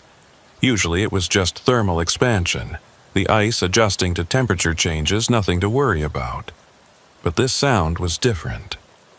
This sound was angry. I felt the vibration through my seat, through the steering wheel, through the floor of the cab. The ice was moving, not cracking, not yet, but shifting, settling. I could feel the whole surface tilting slightly like a table with an uneven leg. I pressed the accelerator gently, trying to get moving again without putting too much stress on the ice. The truck lurched forward, chains biting into the frozen surface. The groaning sound continued, following me, surrounding me. I could not tell where it was coming from. It seemed to be everywhere at once. The snow was still falling, still reducing visibility to almost nothing. I was driving blind, navigating by instinct and hope. The compass on my dashboard said I was heading northeast, but compasses could be unreliable this far north. The magnetic pole played tricks with the readings. I could be going in circles and never know it. Then the groaning stopped. The silence was worse. It meant the ice had finished moving. It meant whatever was going to happen had already happened. I held my breath and waited for the crack, for the sudden lurch, for the freezing water to come rushing up through the broken surface. But nothing happened. The ice held. I kept driving. It was almost dark when I saw the lights. They appeared out of the snow like a mirage, faint at first and then brighter as I got closer. A building, some kind of structure on the shore of the lake. I could see windows glowing with yellow light and smoke rising from a chimney. A roadhouse, one of the old supply stations that used to serve the mining camps before the main routes were established.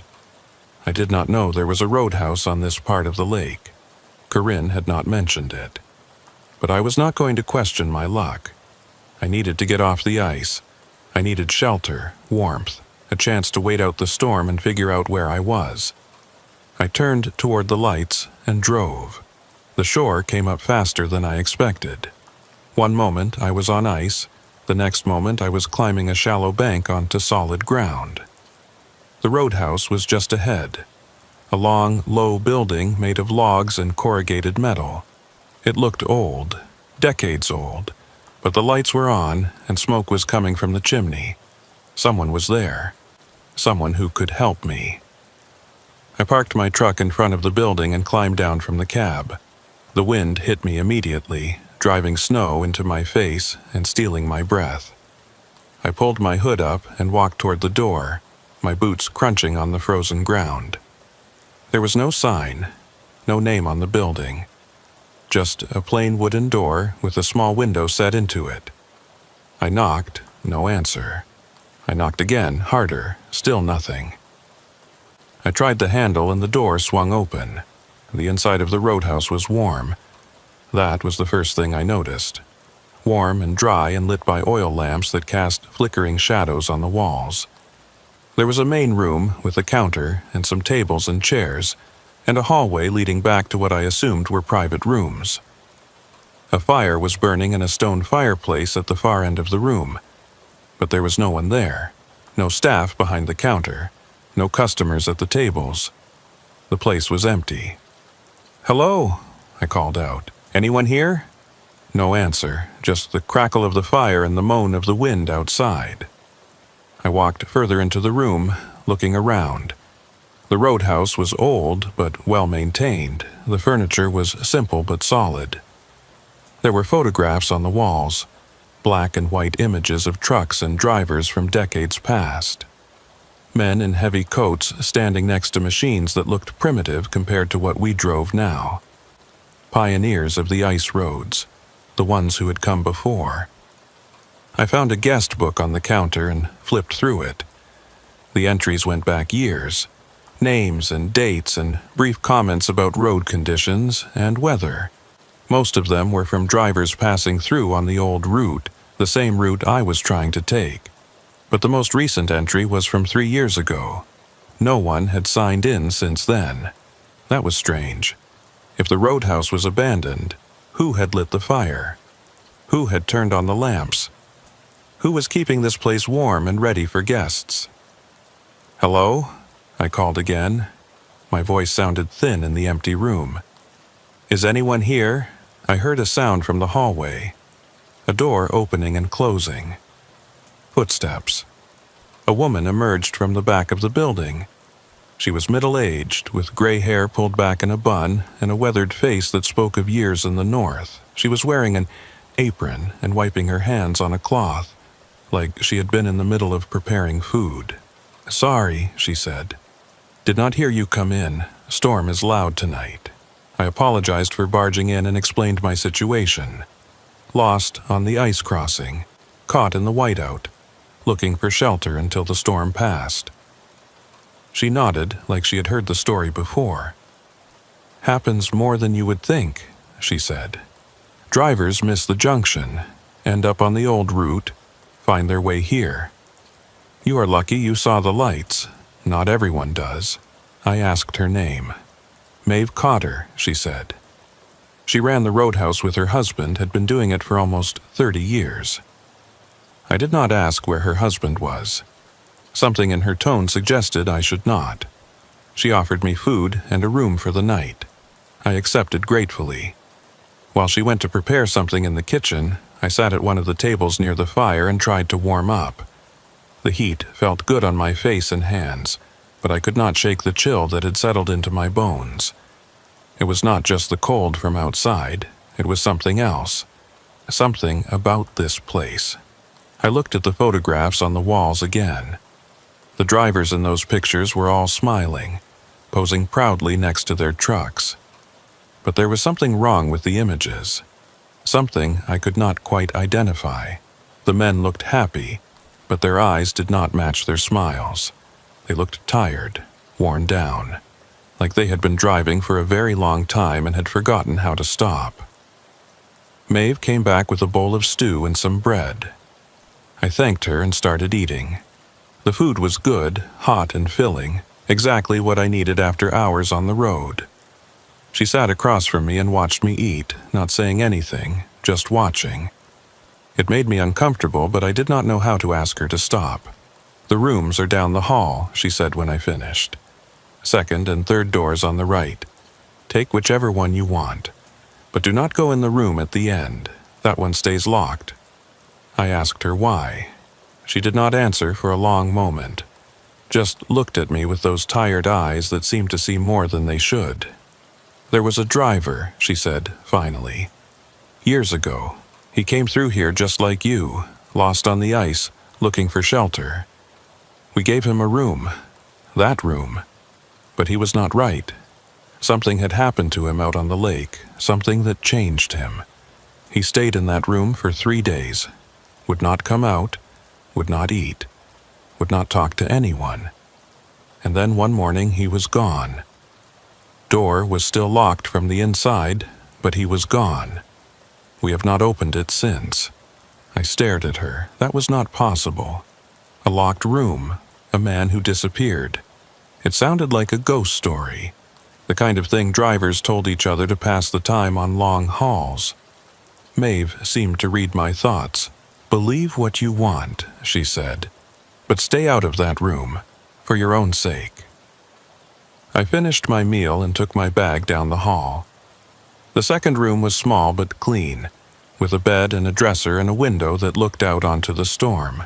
I could hear the wind howling outside, could see the snow driving past in horizontal sheets. I was glad to be inside, glad to be warm and safe and off the ice. But I could not stop thinking about that room at the end of the hall. I lay in bed and listened to the sounds of the roadhouse. The creak of the walls in the wind. The crackle of the fire in the main room. The occasional footsteps as Maeve moved around, doing whatever she did to keep this place running. Normal sounds, ordinary sounds. Then I heard something else. Footsteps, but not from the main room. From the hall, from the direction of the locked room. I sat up in bed and listened. The footsteps were slow and heavy, like someone walking with great effort. They went back and forth, pacing. I could hear them clearly through the wall. Someone was in that room. Someone was walking around in there. But Maeve had said the room was locked. She had said no one had opened it in years. I got out of bed and went to my door. Opened it a crack and looked down the hall. The door at the end was closed. No light showed underneath it. But I could still hear the footsteps. Back and forth. A rhythm like breathing. Like a heartbeat. I closed my door and got back in bed. I told myself it was nothing. The building settling in the cold. Pipes contracting. Some other mundane explanation, but I did not believe it. I knew what footsteps sounded like. And those were footsteps. I lay there in the dark and listened to them pace until I finally fell asleep. In my dreams, I was driving on the ice. The lake stretched out around me in all directions, flat and white and endless. There was no storm, no snow, just the ice and the sky and the silence. I drove and drove, but I never got anywhere. The shore never got closer. The ice went on forever.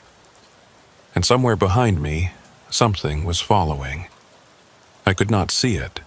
I could only feel it. A presence, a weight. Something that was getting closer no matter how fast I drove. Something that would catch me eventually. I woke up before it reached me. But I knew it was still out there. Waiting. I woke to silence. The footsteps had stopped. The wind had died down. I lay in bed for a long moment, listening to the quiet, trying to convince myself that everything I had heard the night before had been a dream. Fatigue and stress and the disorientation of being lost on the ice. My mind playing tricks. Nothing more. But I knew that was not true. I got dressed and went out into the hall. The door at the end was still closed, same as before. I stood there looking at it, feeling the pull of curiosity warring with something deeper. Fear. The animal instinct that tells you some doors should stay shut. I walked to the door and put my hand on the wood. It was cold, colder than it should have been, colder than the air around it, like there was something on the other side drawing the heat away. I tried the handle. Locked, just like Maeve had said. I put my ear against the door and listened. Nothing. No footsteps, no breathing, no sound at all. Just a silence that felt deeper than ordinary silence. A silence that felt like something waiting. You should not be doing that. I jumped back from the door. Maeve was standing at the other end of the hall watching me. I had not heard her approach.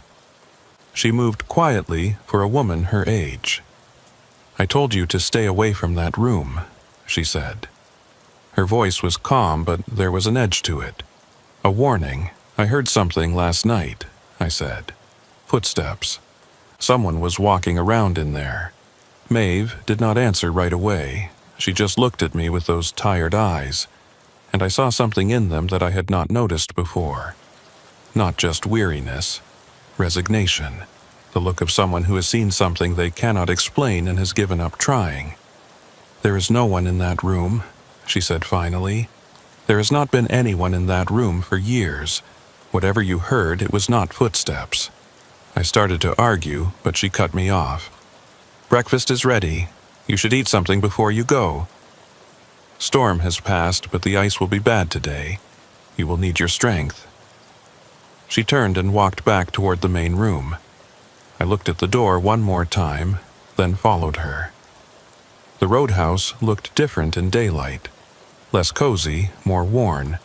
I could see the cracks in the walls, the stains on the ceiling. The places where the wood had warped from years of freeze and thaw. The photographs on the walls looked older too. The images faded. The faces harder to make out.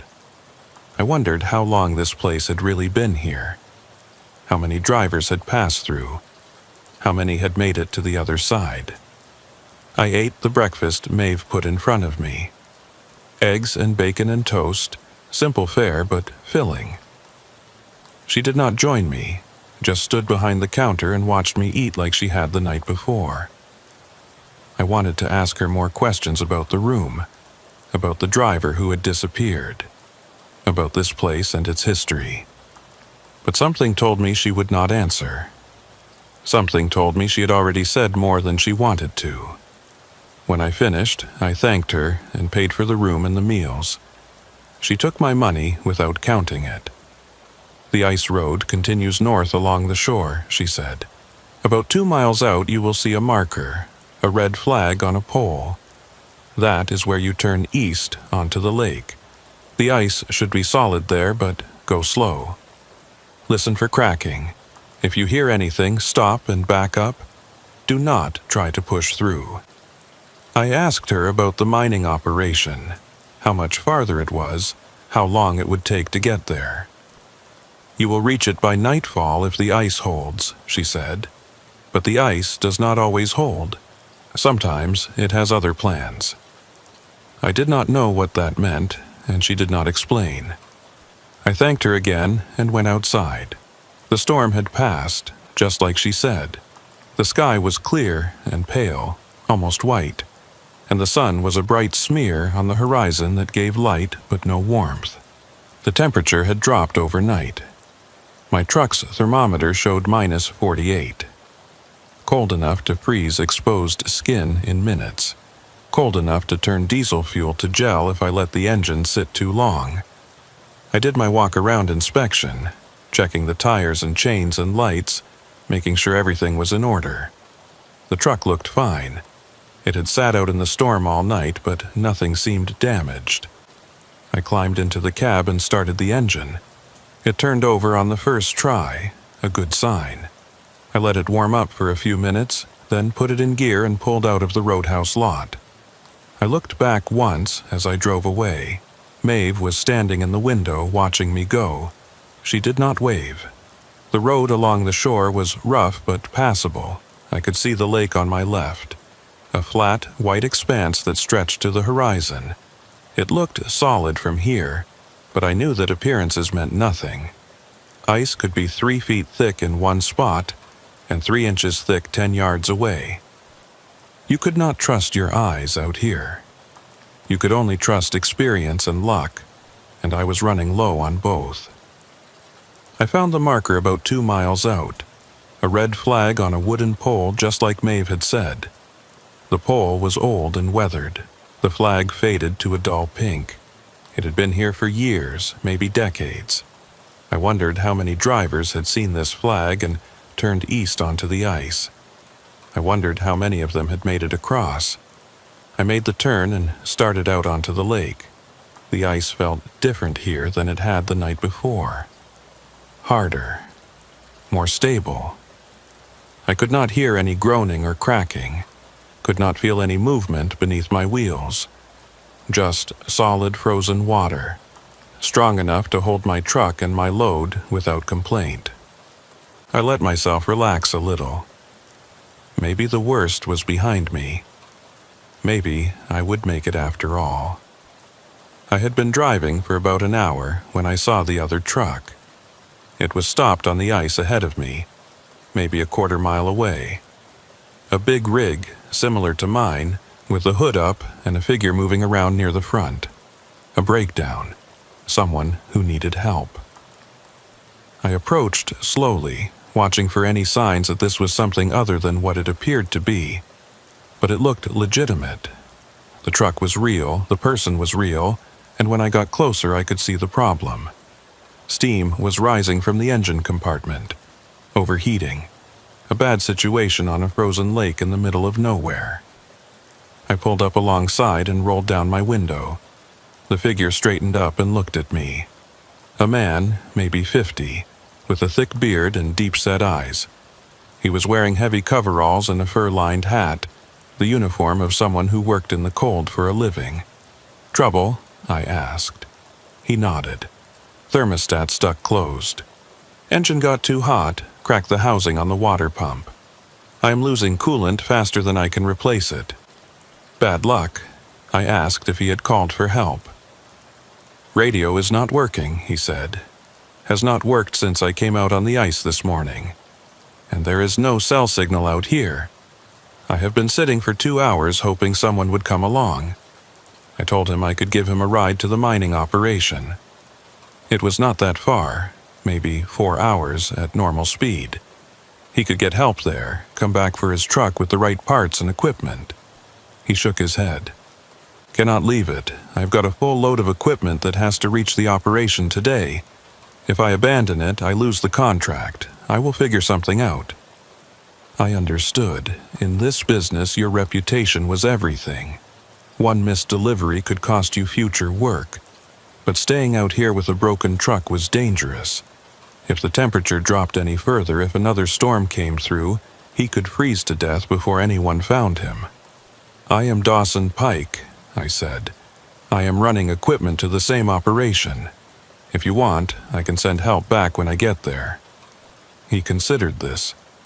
Ilya Sorenko, he said. I would appreciate that. We talked for a few more minutes. He was an independent operator out of Yellowknife, same as me. He had been running ice roads for 15 years, longer than most drivers lasted in this business. He knew the routes, knew the dangers, knew what the cold could do. But even experience could not protect you from bad luck and broken parts. I gave him some of my coffee and a spare blanket from my sleeper. He thanked me and told me to drive safe. I told him I would send help as soon as I could. I pulled away from his truck and continued east. In my mirrors, I could see him standing by his rig, watching me go. He looked small against the vastness of the ice, small and alone. I hoped he would be okay. I hoped help would reach him in time. The ice began to change about an hour after I left Ilya. It started with the sound, a low hum that I felt more than heard, vibrating up through my seat and into my spine. At first, I thought it was my engine, some new problem developing, but when I checked my gauges, everything looked normal. The sound was not coming from my truck, it was coming from below. I slowed down and listened. The hum rose and fell in waves, almost like breathing. It seemed to be coming from everywhere at once, from the entire surface of the lake. The ice was making noise again. But this was not the groaning I had heard the night before. This was something else, something deeper. Then the scraping started, metal on metal. A harsh, grinding sound that cut through the hum like a knife. It was coming from directly beneath my truck, from somewhere under the ice. I stopped and listened, my heart pounding. The scraping continued, moving back and forth like something was trying to claw its way up through the frozen surface. I looked out the window, but I could not see anything, just ice, smooth and white and featureless. But I could hear it. I could hear something down there, something moving, something alive. The scraping stopped as suddenly as it had started. The hum faded away. Silence returned, heavy and complete. I sat in my truck and tried to understand what I had just heard. There was nothing beneath the ice. The lake was frozen solid. Even if there had been water below, there was nothing living in it. Not this far north, not in these temperatures. Whatever made that sound, it could not have been what it sounded like. I started driving again, faster this time. I wanted to get across this lake as quickly as possible. The sound came back about 20 minutes later. This time, it was louder. The hum had an edge to it, a vibration that I could feel in my teeth. The scraping was more aggressive, more insistent. It was following me. Whatever was down there, it was keeping pace with my truck, staying right beneath me as I drove. I pushed the accelerator harder. The truck lurched forward, chains biting into the ice. The scraping sound kept up, matching my speed, staying with me. I could hear it clearly now, a rhythmic grinding that sounded almost deliberate, almost purposeful. And then I heard something else. A voice. It was faint, muffled by the ice, but it was definitely a voice. A man's voice, calling out. I could not make out the words, just the tone, desperate, pleading, like someone trapped and crying for help. I stopped the truck. The voice continued, rising and falling. I could almost understand it now, almost, but not quite. It was like listening to someone talk through a wall. You knew they were speaking, but you could not tell what they were saying. I got out of the truck and stood on the ice. The cold hit me immediately, needles of frost piercing through my gear. I ignored it and listened. The voice was clearer out here, closer, coming from somewhere right below my feet. "Hello," I called out. "Can you hear me? Where are you?" The voice stopped. For a long moment there was nothing, just the silence and the cold and the white expanse of the frozen lake stretching away in all directions. I was alone out here, completely alone. Whatever I had heard, whoever had been calling out, they were gone now. I was about to get back in my truck when I saw the shadow. It was beneath the ice, maybe 10 feet down, a dark shape, long and irregular, that seemed to be moving slowly through the frozen water. I could not tell what it was. A log, a piece of debris, some remnant of the lake's unfrozen past, suspended in the ice like an insect in amber. But then it moved, not drifting, moving, deliberately. The shape shifted, rotated, and I caught a glimpse of something that made my stomach drop. It looked like a truck, a semi buried in the ice. The cab was visible, the windshield, the outline of the door, and behind the wheel a shape that might have been a person, sitting there, frozen, waiting. I stumbled backward, away from the shadow. My foot hit a patch of rough ice and I went down, landing hard on my side. Pain shot through my hip, but I barely noticed. I was staring at that shape beneath the ice, that impossible shape, trying to understand what I was seeing. The shadow moved again, rotated, and I realized with a jolt of pure terror that it was rising, coming up toward the surface, coming up toward me. I scrambled to my feet and ran for my truck. I did not look back. I climbed into the cab and slammed the door and put the truck in gear and drove. I drove as fast as I dared, faster than was safe, my chains throwing up chunks of ice behind me. I drove and I did not look down, and I did not listen for the sounds that might be following me. The shadow did not follow. Or if it did, I never saw it again. But I could not stop thinking about what I had seen. A truck buried in the ice. A driver frozen behind the wheel. How long had they been down there? How had they gotten there? The lake was supposed to be solid. The ice was supposed to be safe.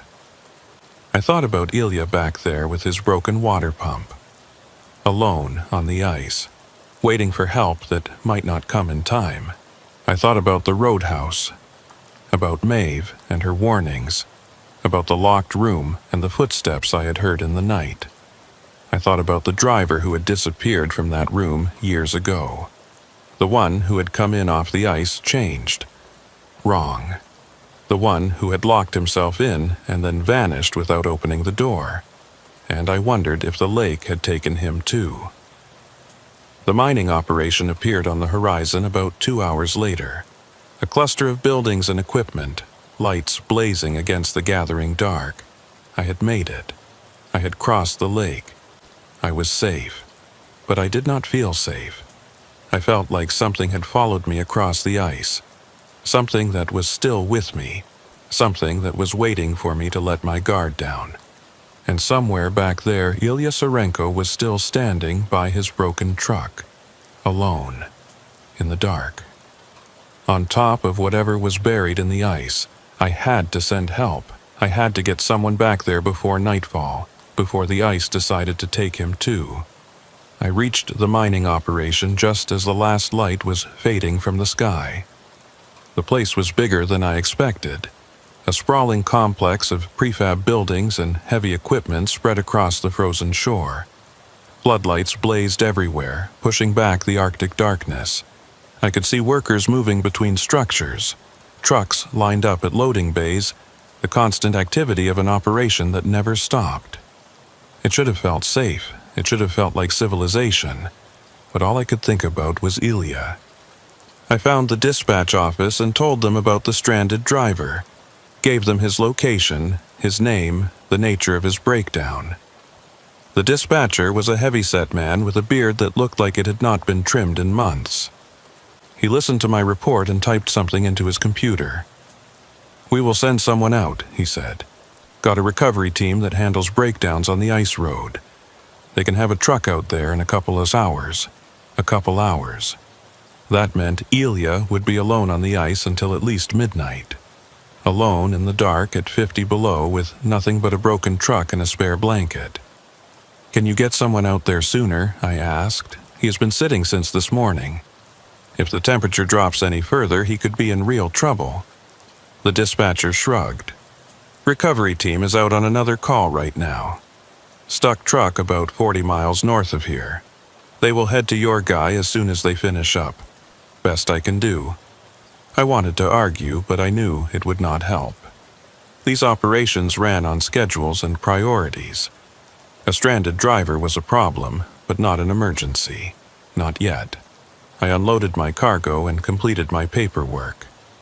The whole time I kept thinking about Ilya standing by his truck, watching the sky get dark, waiting for lights that were still hours away. I thought about the sounds I had heard on the ice, the voice calling out from below, the shadow rising toward the surface. I thought about going back for him myself. It was a crazy idea. I had just spent most of the day crossing that lake, fighting through a whiteout and listening to things that should not exist. The smart thing was to stay here, get some rest. Let the recovery team handle it. That was what any reasonable driver would do. But I could not shake the feeling that Ilya did not have hours to wait.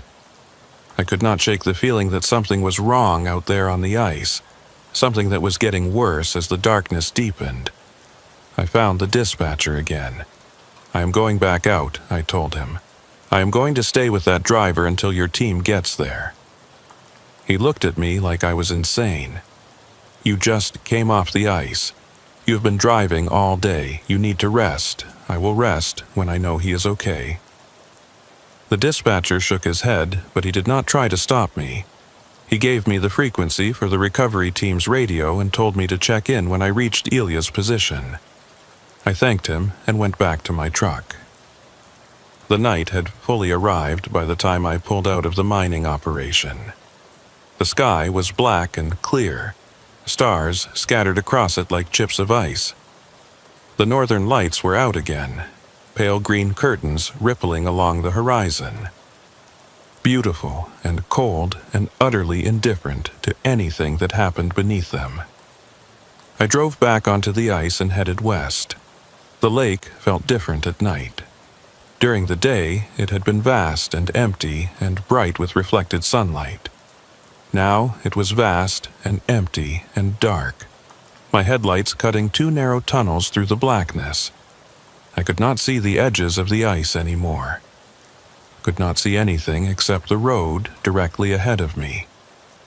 It was like driving through space, like the rest of the world had disappeared, and there was nothing left but me and the road and the endless frozen void. I watched my odometer, counting the miles. Ilya had been about 4 hours out from the mining operation when I found him that morning. Maybe a little less if I pushed the speed.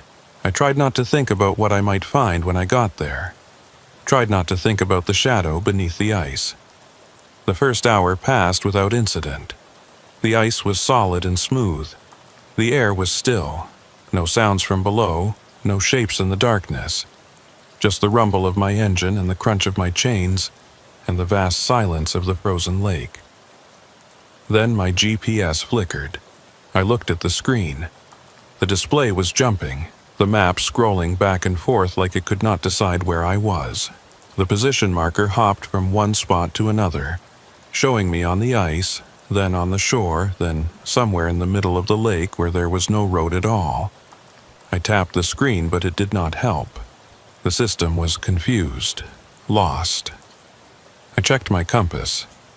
It was spinning slowly, the needle drifting in lazy circles instead of pointing north. The magnetic anomalies up here could do that sometimes. Throw off your instruments, make you doubt your own sense of direction. I kept driving. I knew this route.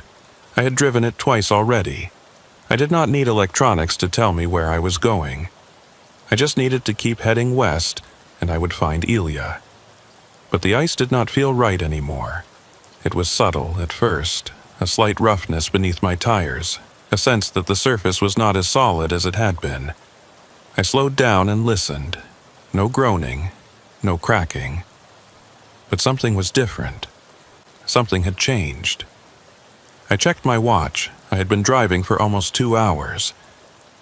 I should be getting close to Ilya's position by now, but there was nothing ahead of me.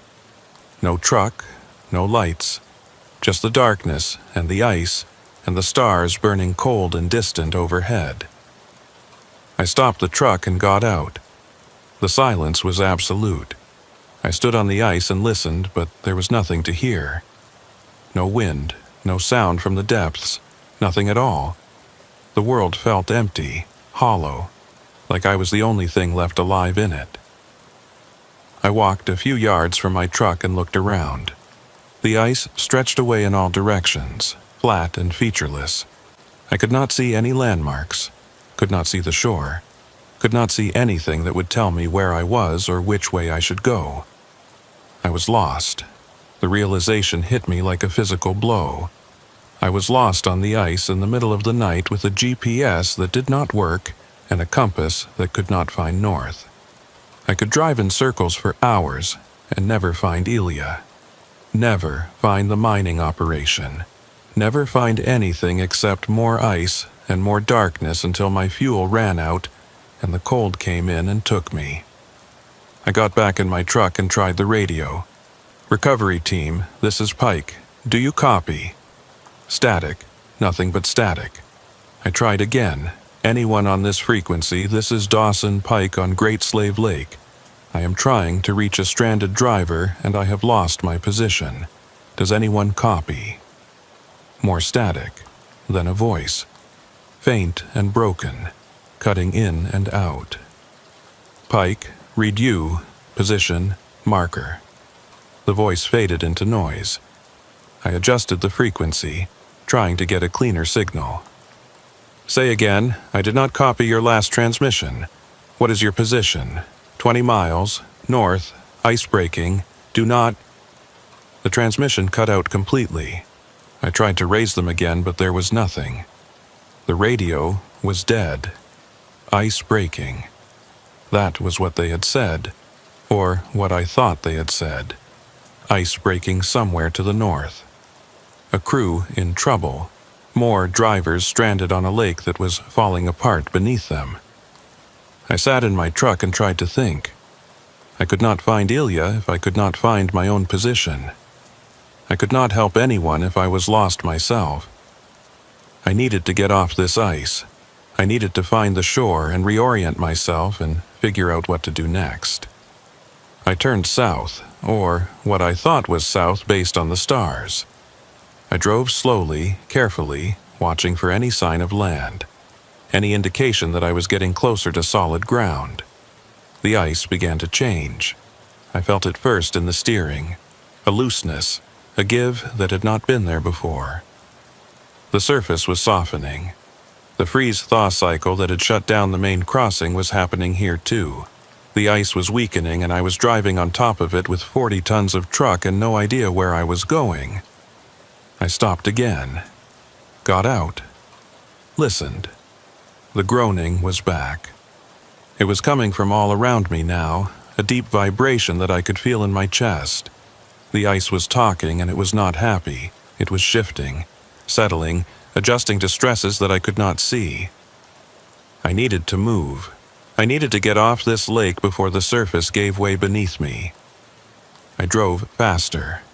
Too fast for conditions, but I did not care. The groaning was getting louder, closer. I could feel the ice moving beneath my wheels, rolling like the deck of a ship in a storm. The surface was not solid anymore. It was alive, flexing and breathing, and I was a weight that it wanted to throw off. A crack appeared ahead of me. It shot across the ice from left to right, a dark line that opened up in the white surface like a wound. I hit the brakes and the truck slid, chains screaming on the ice. I stopped maybe 10 feet from the crack, close enough to see the black water beneath, close enough to feel the cold rising up from it. I sat there shaking, staring at that crack, watching it widen slowly, inch by inch, as the ice continued to shift. The water below was perfectly still, perfectly black, like a doorway into nothing. I backed up, turned around, headed the other way, looking for a path that would take me off the ice without crossing that crack.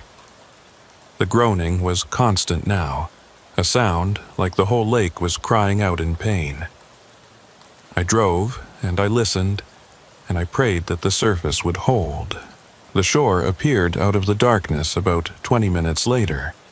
I almost sobbed with relief when I saw it. The land rising up from the ice, solid and real and safe.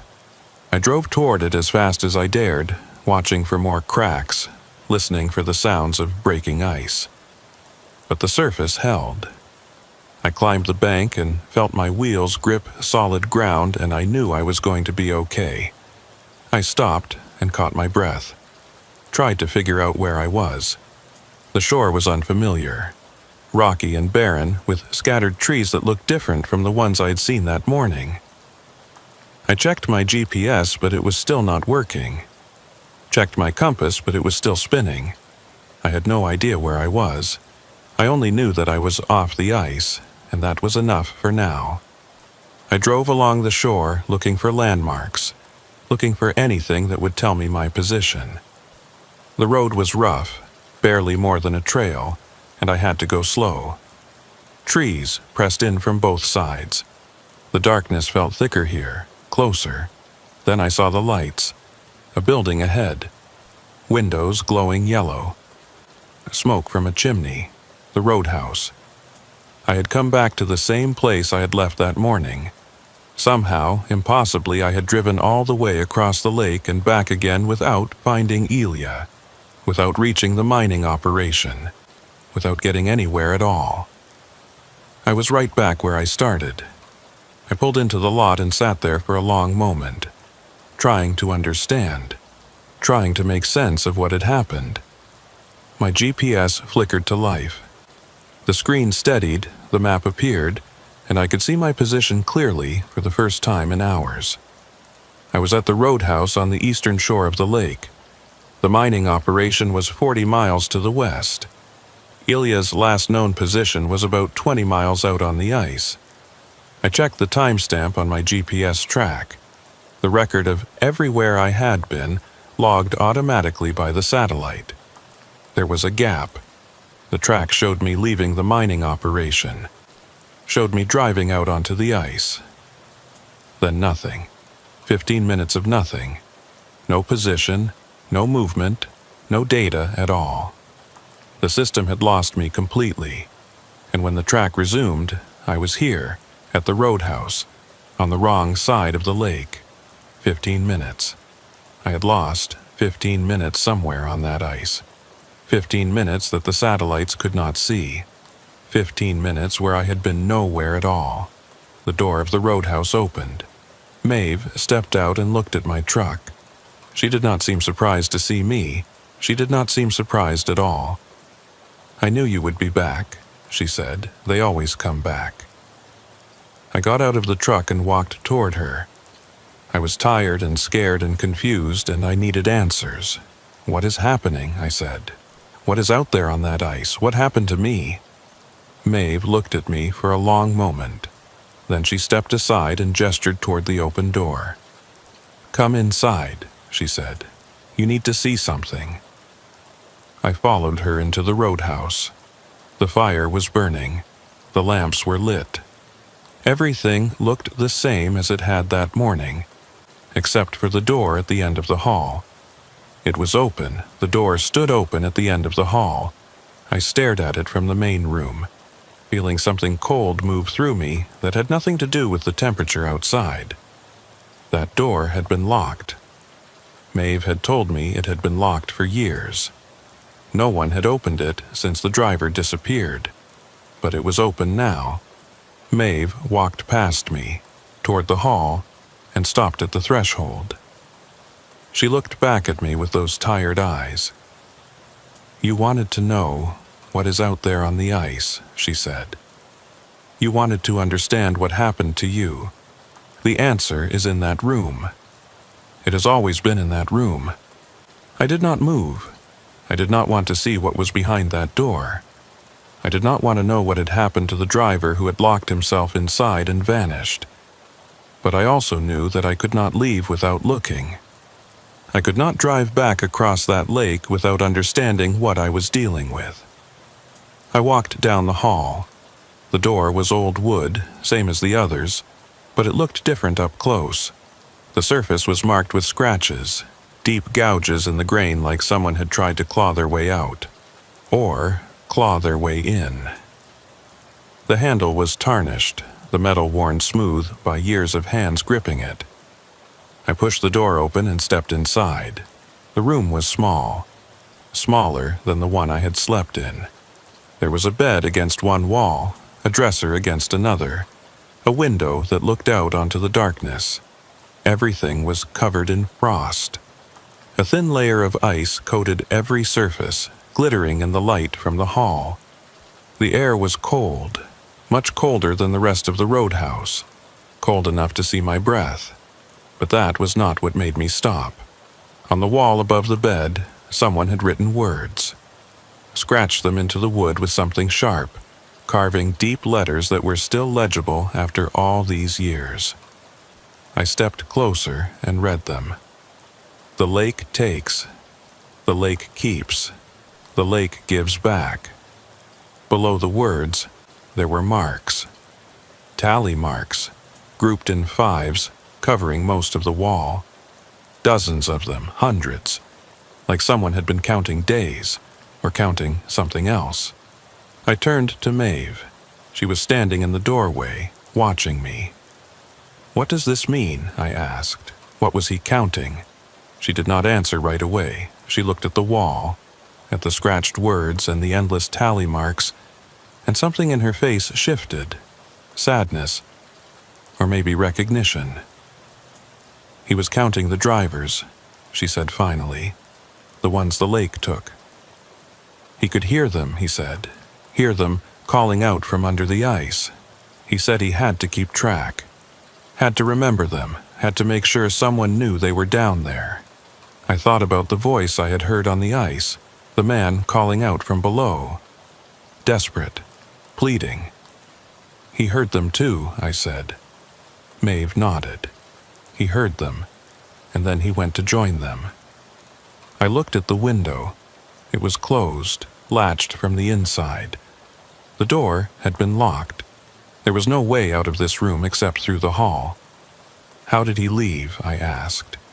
"You said the door was still locked when he disappeared. How did he get out?" Maeve shook her head.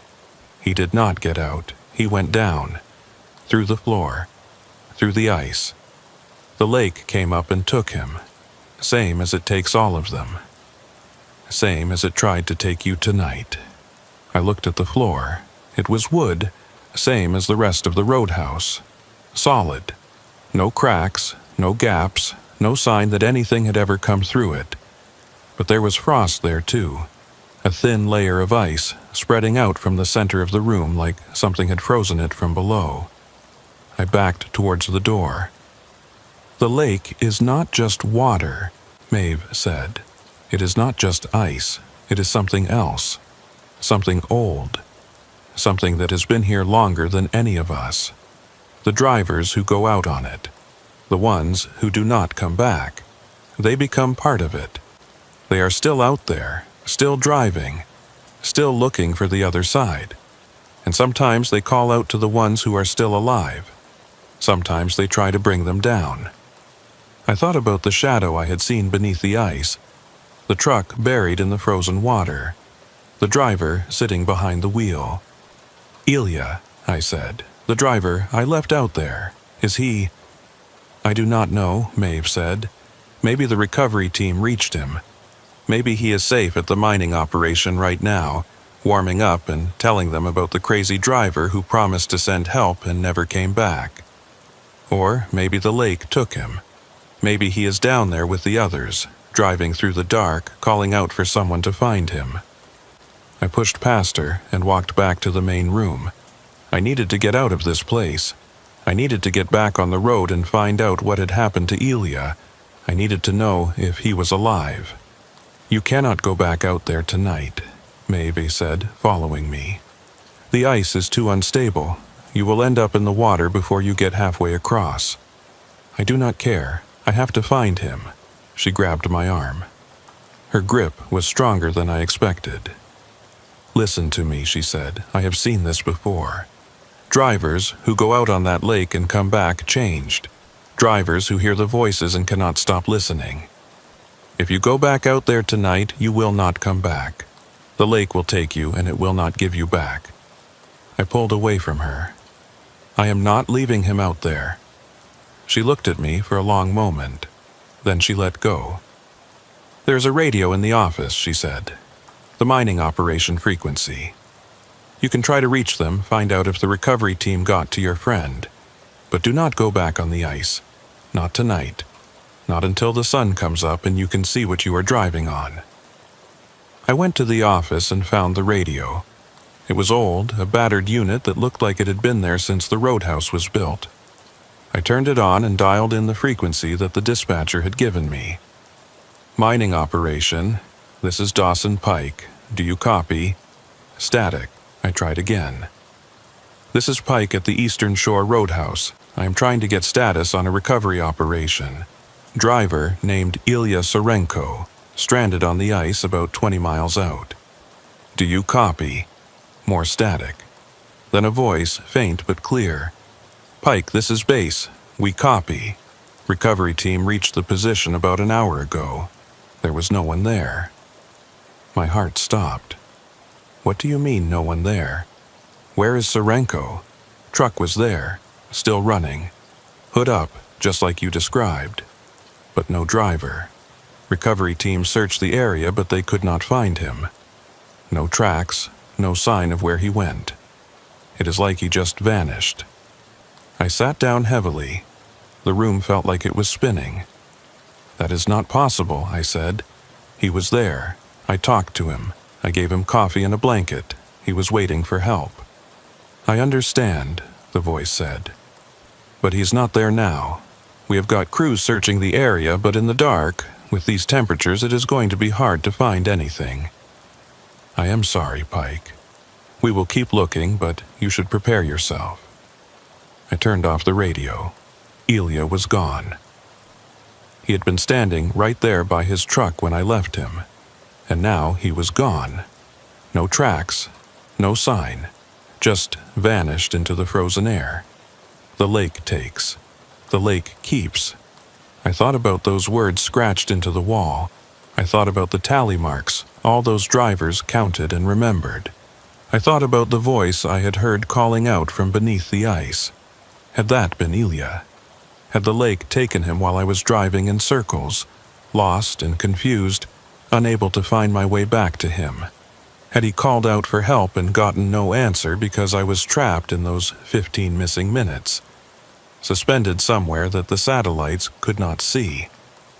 Or had something else happened, something worse? I stayed at the roadhouse that night. I did not sleep. I sat by the fire and stared into the flames and listened to the silence. Maeve came and went, bringing me coffee, checking on me, but she did not say anything. There was nothing to say. In the morning, I drove back to the mining operation. The ice was solid in the daylight, stable and smooth, and I made the crossing without incident. No sounds from below. No shadows rising toward the surface. No voices calling out for help. Just the ice and the sky and the long white road stretching ahead of me. They never found Ilya Sarenko. The search went on for 3 days. Crews on snowmobiles, helicopters with thermal imaging, dogs trained to find people buried in snow. Nothing. He was gone, as completely as if he had never existed. His truck was recovered and towed back to Yellowknife. His family was notified. His name was added to the list of drivers who had disappeared on the ice roads, cause unknown. I gave a statement to the territorial police, told them everything I had seen and heard. They listened politely and wrote it all down, but I could tell they did not believe me. Voices from under the ice, shadows that looked like buried trucks. 15 minutes that the GPS could not account for. It sounded crazy. It sounded like the ravings of a driver who had spent too long alone in the cold. Maybe it was. Maybe the whole thing was hypothermia and stress and the isolation playing tricks on my mind. Maybe Ilya wandered away from his truck in a confused state and fell through thin ice somewhere that the searchers never checked. Maybe there was a rational explanation for everything, but I did not believe it. I went back to the roadhouse one more time before I left the territory. I do not know why. I just felt like I needed to see it again, needed to confirm that it was real. The building was there, same as before. Smoke from the chimney, lights in the windows. I parked my truck and went inside. Maeve was behind the counter. She looked at me and nodded, like she had been expecting me. "Did they find him?" she asked. No, she did not seem surprised. She reached under the counter and pulled out a piece of paper, handed it to me. "This was in the room," she said. "The room at the end of the hall. I found it this morning." I looked at the paper. It was a page from a logbook, the kind that drivers use to record their hours and routes. The handwriting was neat and careful. November 17th. Great Slave Lake Crossing. Departed Yellowknife 600. Weather clear. Ice conditions good. That was my departure date. My route. My handwriting. But I had not written it. I turned the page over. On the back, there were more words. Different handwriting this time. Shakier. More desperate. "He is still out there. I can hear him calling. He does not know he is gone. He thinks he is still waiting for help. Someone has to tell him. Someone has to make him understand." Below the words, there was a tally mark. Just one. Fresh and dark, carved into the paper hard enough to tear it. I looked up at Maeve. "Who wrote this?" I asked. She did not answer. She just looked at me with those tired eyes, and I saw something in them that I had not noticed before. Recognition. Like she was seeing someone she knew, someone she had been expecting. "The lake gives back," she said, "but it does not give back the same thing it took." I left the roadhouse and drove south. I drove all the way to Yellowknife and I kept driving. I did not stop until I was out of the territories, out of the north, away from the ice and the cold and the silence that felt like something waiting. I do not drive ice roads anymore. I told my dispatcher that I was done with the northern routes. I would haul freight anywhere else. Mountains, deserts, coastal highways, anywhere that the ground was solid and the water stayed where it belonged. He did not argue. Maybe he had heard stories about what happened on Great Slave Lake. Maybe he understood. But sometimes, late at night when I'm driving through empty country, I think I hear something. A voice, faint and far away, calling out for help. A man's voice, tired and confused, asking if anyone can hear him. Asking if help is coming. I tell myself it is just the radio. Just interference from some distant signal bleeding through. I tell myself it is nothing. But I know that voice, and I know that somewhere out there, on a frozen lake in the Northwest Territories, Ilya Sarenko is still waiting by his truck, still watching the horizon for headlights that will never come, still believing that someone is on their way. The lake takes, the lake keeps. And sometimes, late at night, the lake gives back. but not the same. Never the same.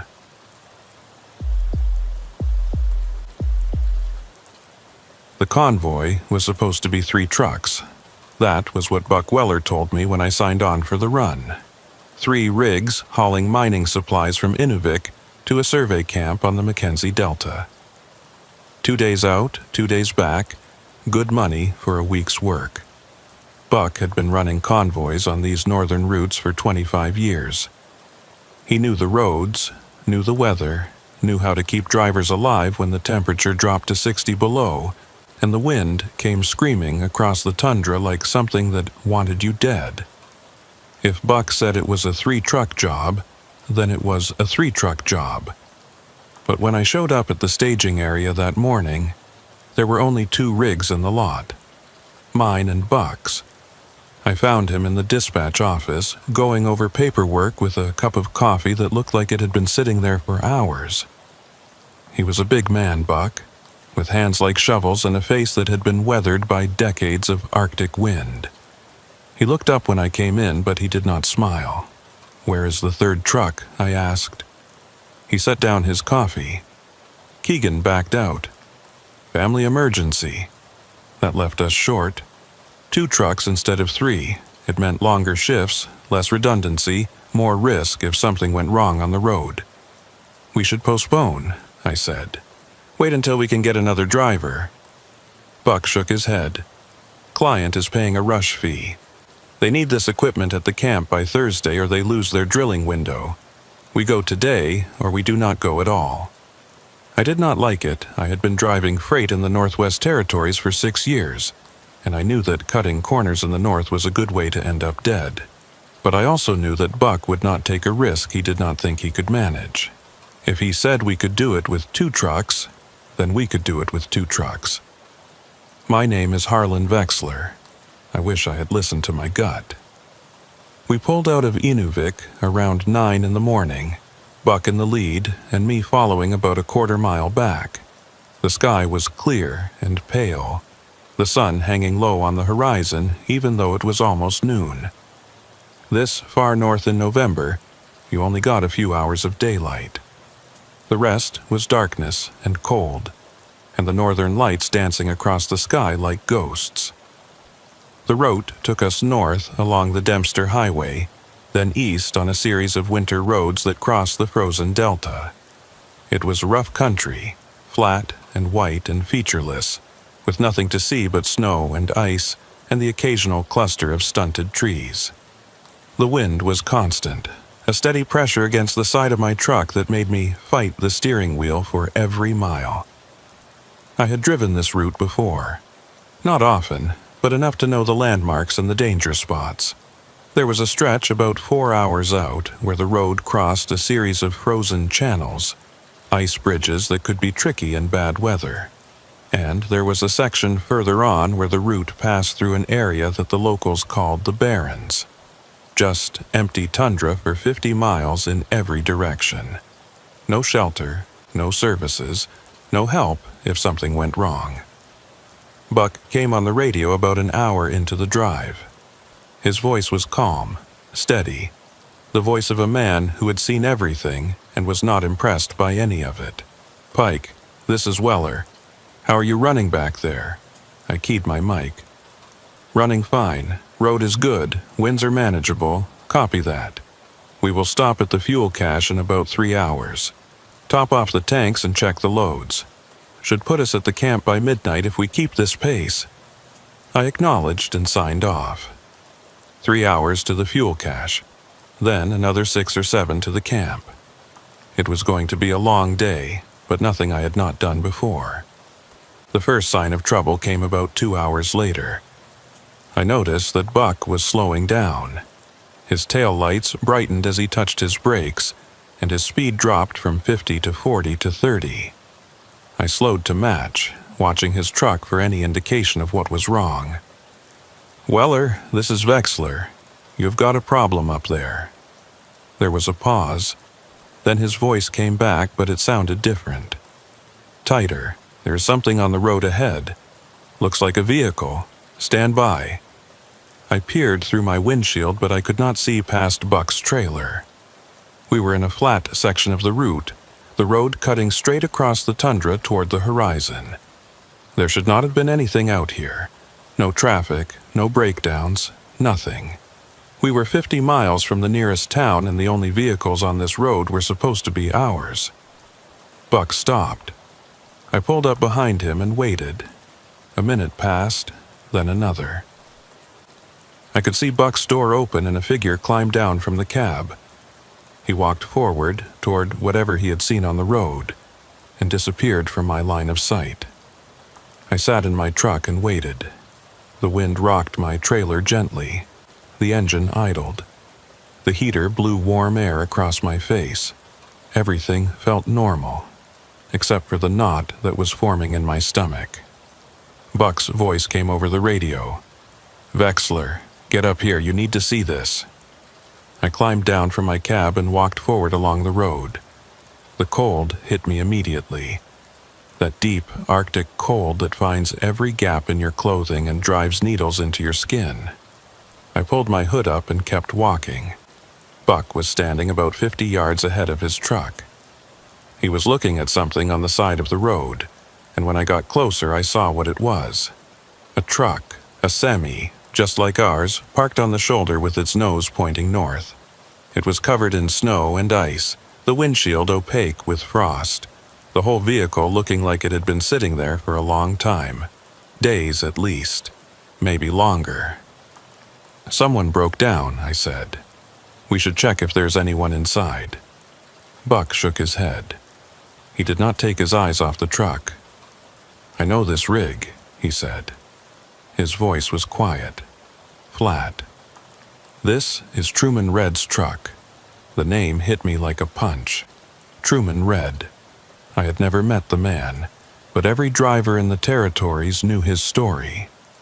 He had been running freight on these routes for 30 years, one of the old-timers who had pioneered the winter roads back when they were nothing but frozen rivers and good intentions.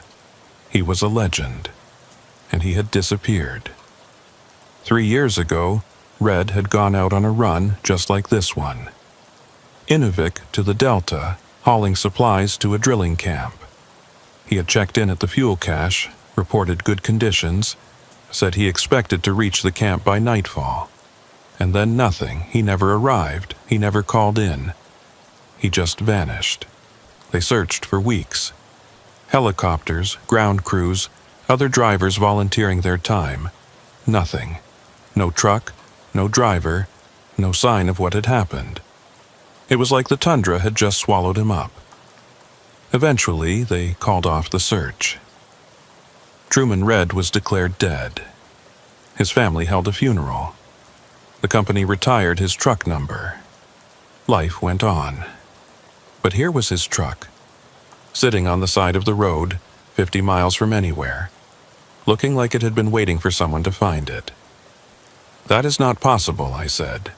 "They searched this whole area. They would have found it."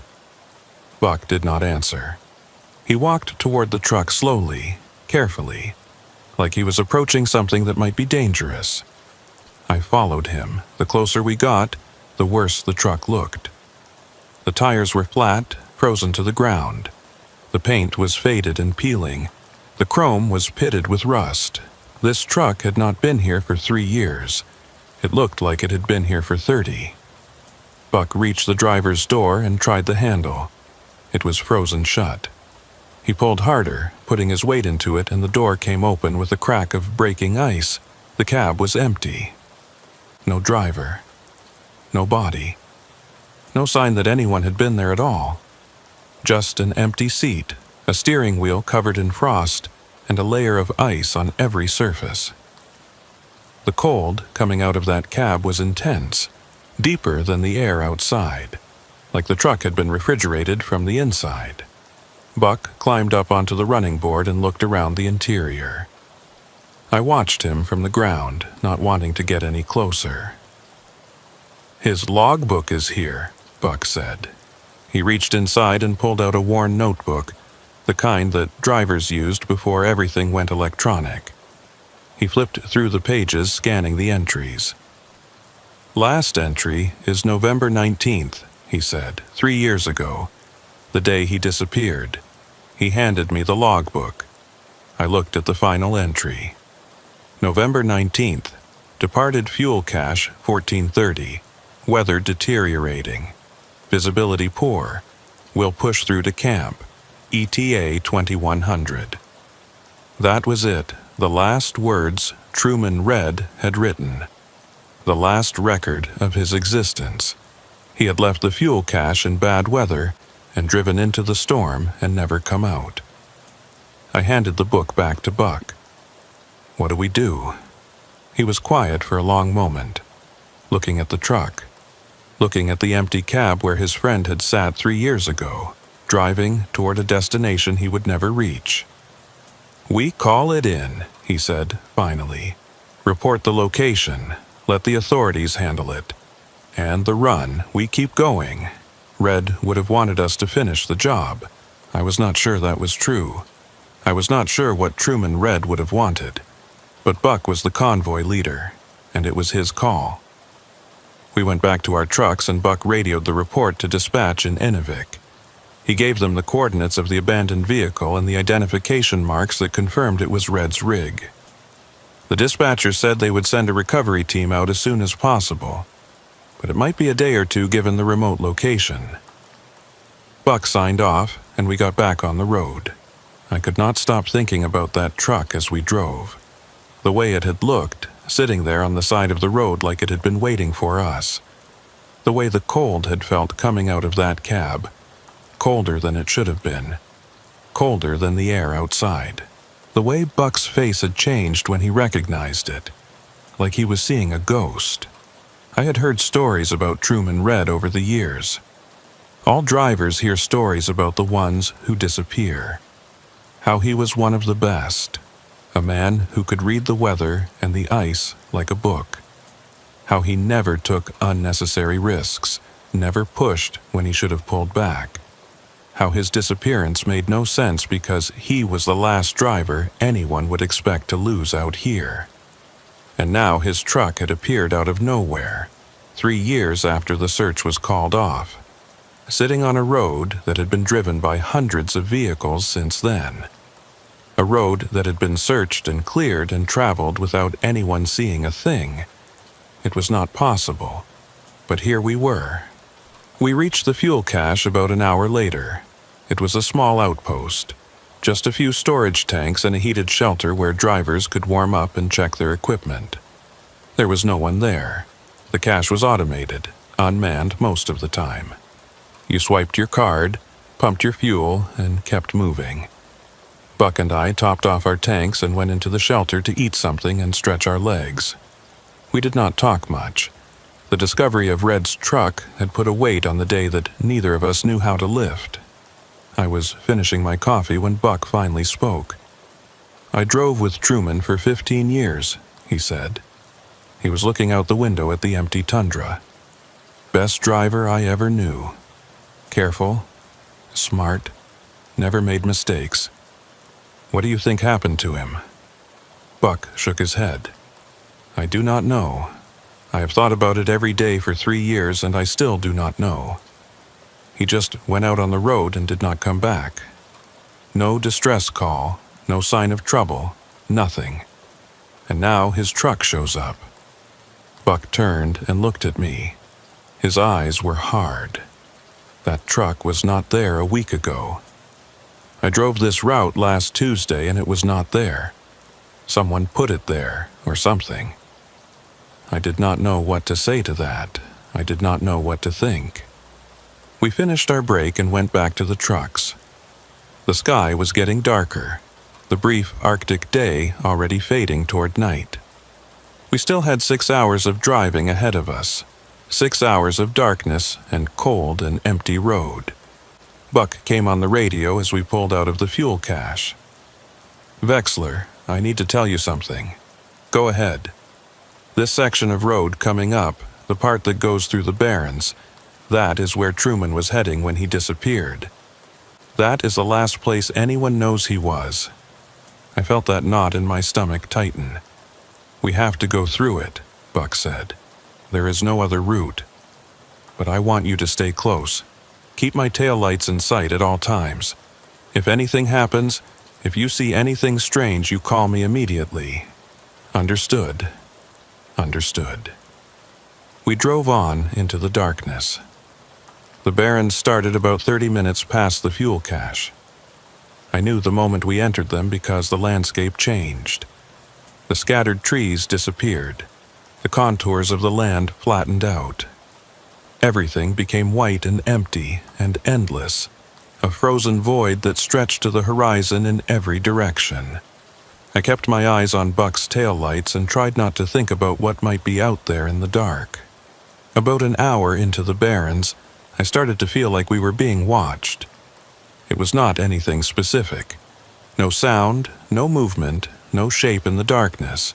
Just a feeling, a prickling on the back of my neck, an instinct that something was out there, something that knew we were here.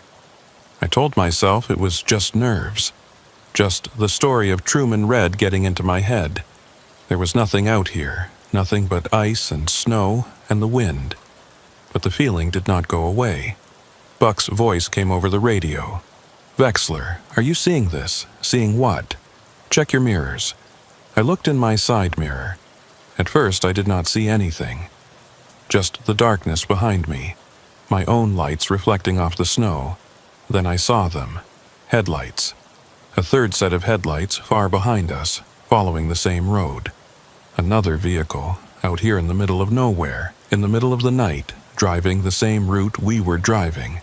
I grabbed my radio. That is not possible. There was no one behind us at the fuel cache. "I know," Buck said. His voice was tight. "I have been watching them for 5 minutes. They are keeping pace with us. Same speed, same distance. They are following us." I stared at those headlights in my mirror. They were too far back to make out any details. Just 2 points of light, floating in the darkness. Who is it? I do not know. But I do not like it. Neither did I. We drove on. The headlights followed. And somewhere behind them, hidden by the darkness and the distance, I could not shake the feeling that Truman Red's truck was moving again, following us home. The headlights stayed with us for the next hour. Always the same distance back. Always the same speed. Never gaining, never falling behind. Just following. Watching. I kept checking my mirrors. Kept expecting them to disappear or turn off or do something that would explain what they were.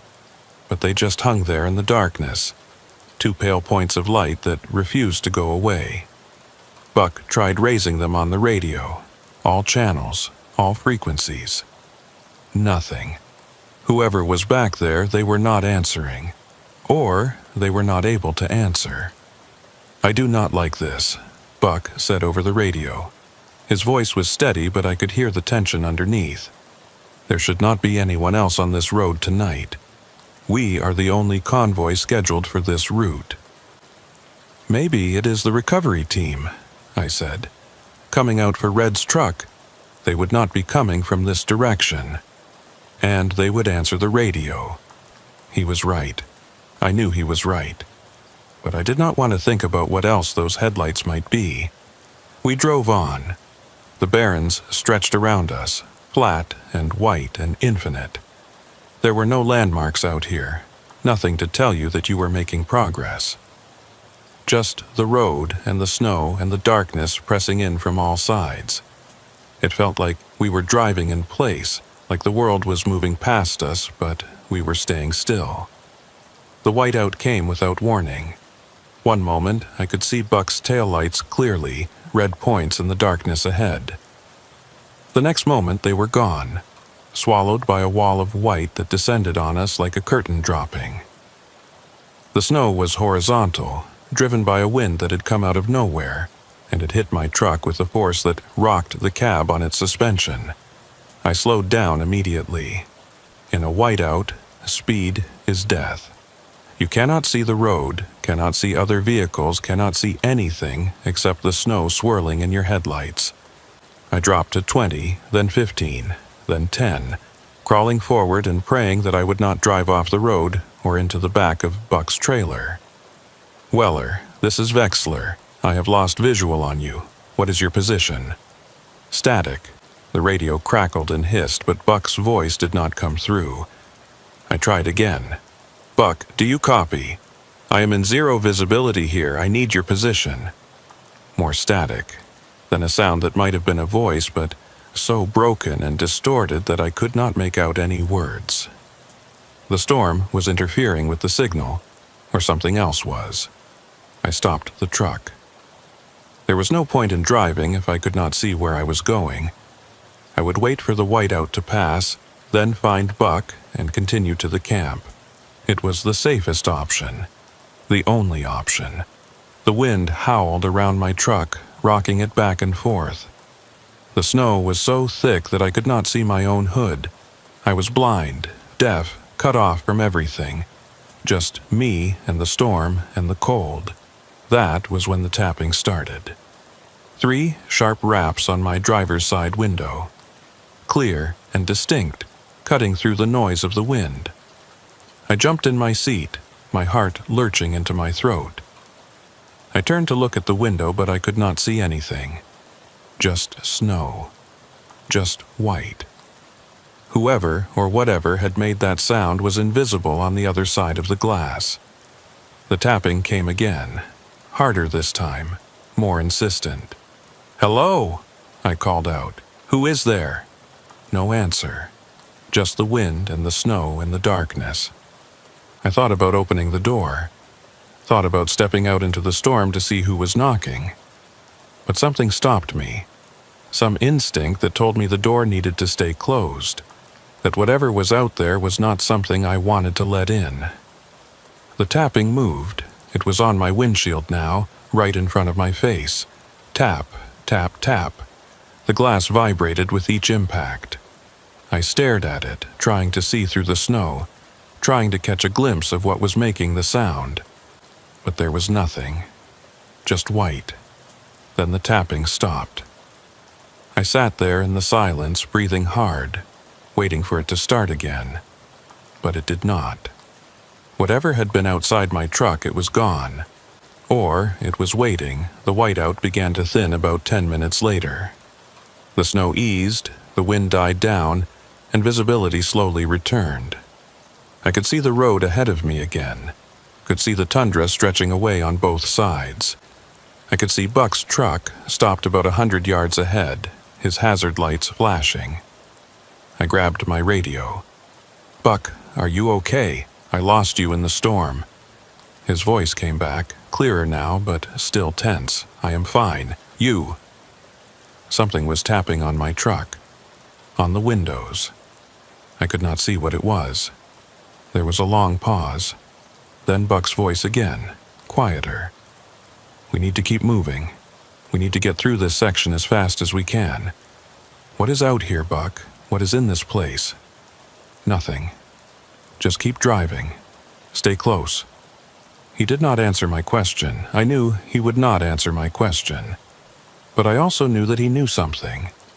Something about this stretch of road. Something about what had happened to Truman Red.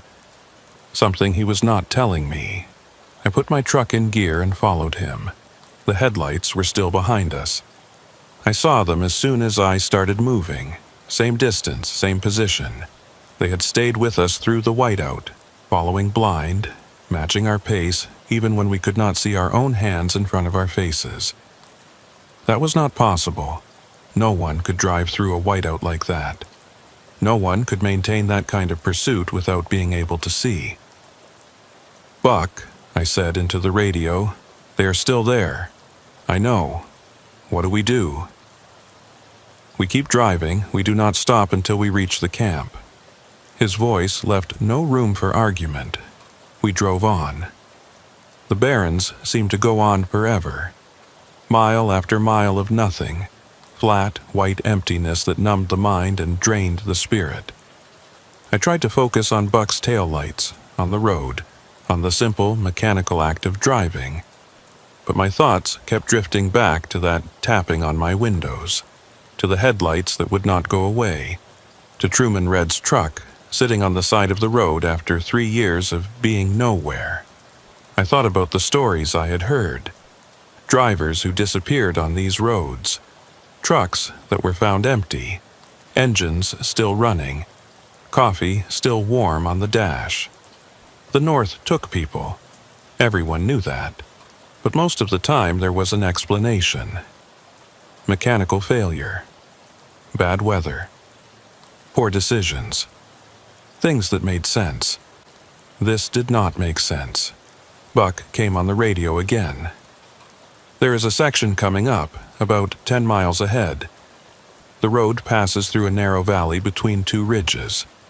It is the only shelter on this stretch. We're going to stop there for a few minutes. Check the trucks, check ourselves. Decide what to do about our friend back there. I acknowledged. 10 miles, maybe 20 minutes at our current speed. I could do that. I just had to keep driving. The valley appeared out of the darkness like a crack in the world. Two low ridges rising on either side of the road, blocking the wind, creating a pocket of relative calm in the endless chaos of the tundra. Buck pulled off the road and I followed, parking behind him in the shelter of the rocks. We got out of our trucks. The air was still here, the wind broken by the ridges. It was almost quiet, almost peaceful. I could hear my own breathing, could hear the tick of cooling metal from the engines. Normal sounds, ordinary sounds. Buck was standing by his truck, looking back the way we had come. I walked over to him. "Where are they?" I asked. He pointed. Far back, maybe half a mile, I could see the headlights. They had stopped when we stopped. They were waiting. "Who are they?" I said. "What do they want?" Buck did not answer right away. He was staring at those lights, his face hard, his eyes unreadable. "I have driven this road for 25 years, he said finally. "I have seen things out here that I cannot explain, things that should not be possible. Most of the time I just keep my head down and keep driving and try not to think about it too much. But sometimes you cannot ignore it. Sometimes it gets right up in your face and demands that you pay attention. Like now. Like now." He turned to me. His eyes were tired, scared. I had never seen Buck Weller scared before. "Truman Red was my partner," he said. "We drove together for 15 years. He was the best friend I ever had. And when he disappeared, I spent 6 months trying to find him. I drove every inch of this road. I walked the tundra. I talked to everyone who had seen him, everyone who knew him, and I found nothing, not a trace. It was like he had never existed. I waited for him to continue. But I found something else. Stories. From the old-timers, the ones who have been driving these roads since before there were roads. They told me about this place, the Barrens. They said it was not just empty. They said it was hungry. Hungry. Buck nodded. They said the land out here takes people. Not often, not everyone. But sometimes when the conditions are right, when someone drives through here alone, they just disappear. The land swallows them up. And then, sometimes, years later, it spits them back out. But not the same. Never the same. I thought about Red's truck, the way it had looked sitting on the side of the road.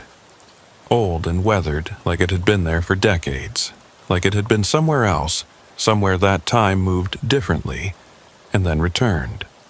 You think that is what happened to Truman. I do not know what happened to Truman. I just know that he drove into the Barrens and did not come out. And now his truck is back, and something is following us. And I do not think it is a coincidence. I looked back at those headlights, waiting, watching. What do we do? Buck took a breath. We finish the job. We deliver this cargo and we get the hell out of here. We do not stop again. We do not look back. We just drive until we reach the camp and then we do not come back this way. Not ever. And if they follow us all the way, then we deal with it when we get there. It was not much of a plan, but it was all we had. We got back in our trucks and pulled out of the valley. The headlights started moving again as soon as we did, keeping their distance, maintaining their pursuit. I tried not to look at them, tried to focus on the road ahead, tried to tell myself that we were going to be okay. But I did not believe it. There was something out there in the darkness, something that had taken Truman Red 3 years ago, something that had been waiting all this time, and now it was following us.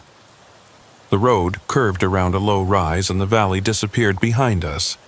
We were back in the open, back in the barrens, with nothing between us and whatever was out there but the darkness and the cold. Buck's voice came over the radio. "Vexler, look at your mirrors." I looked. The headlights were closer. They had cut the distance in half. They were maybe a quarter-mile back now, close enough that I could see the shape of the vehicle behind them. A truck, a semi, big and dark and moving fast. And on the door, just visible in the glow of the running lights, I could see letters. A name, Red.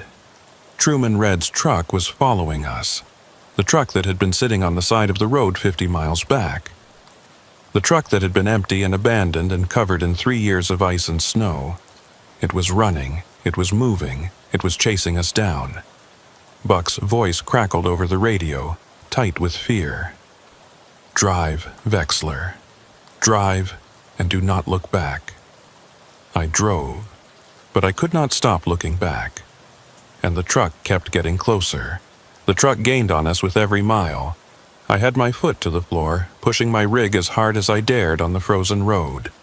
Buck was doing the same up ahead, his trailer swaying as he took the curves faster than he should. We were running, both of us, running from something that should not have been able to chase us. Truman Red's truck, the truck that had been sitting dead and frozen on the side of the road, the truck that had not moved in 3 years.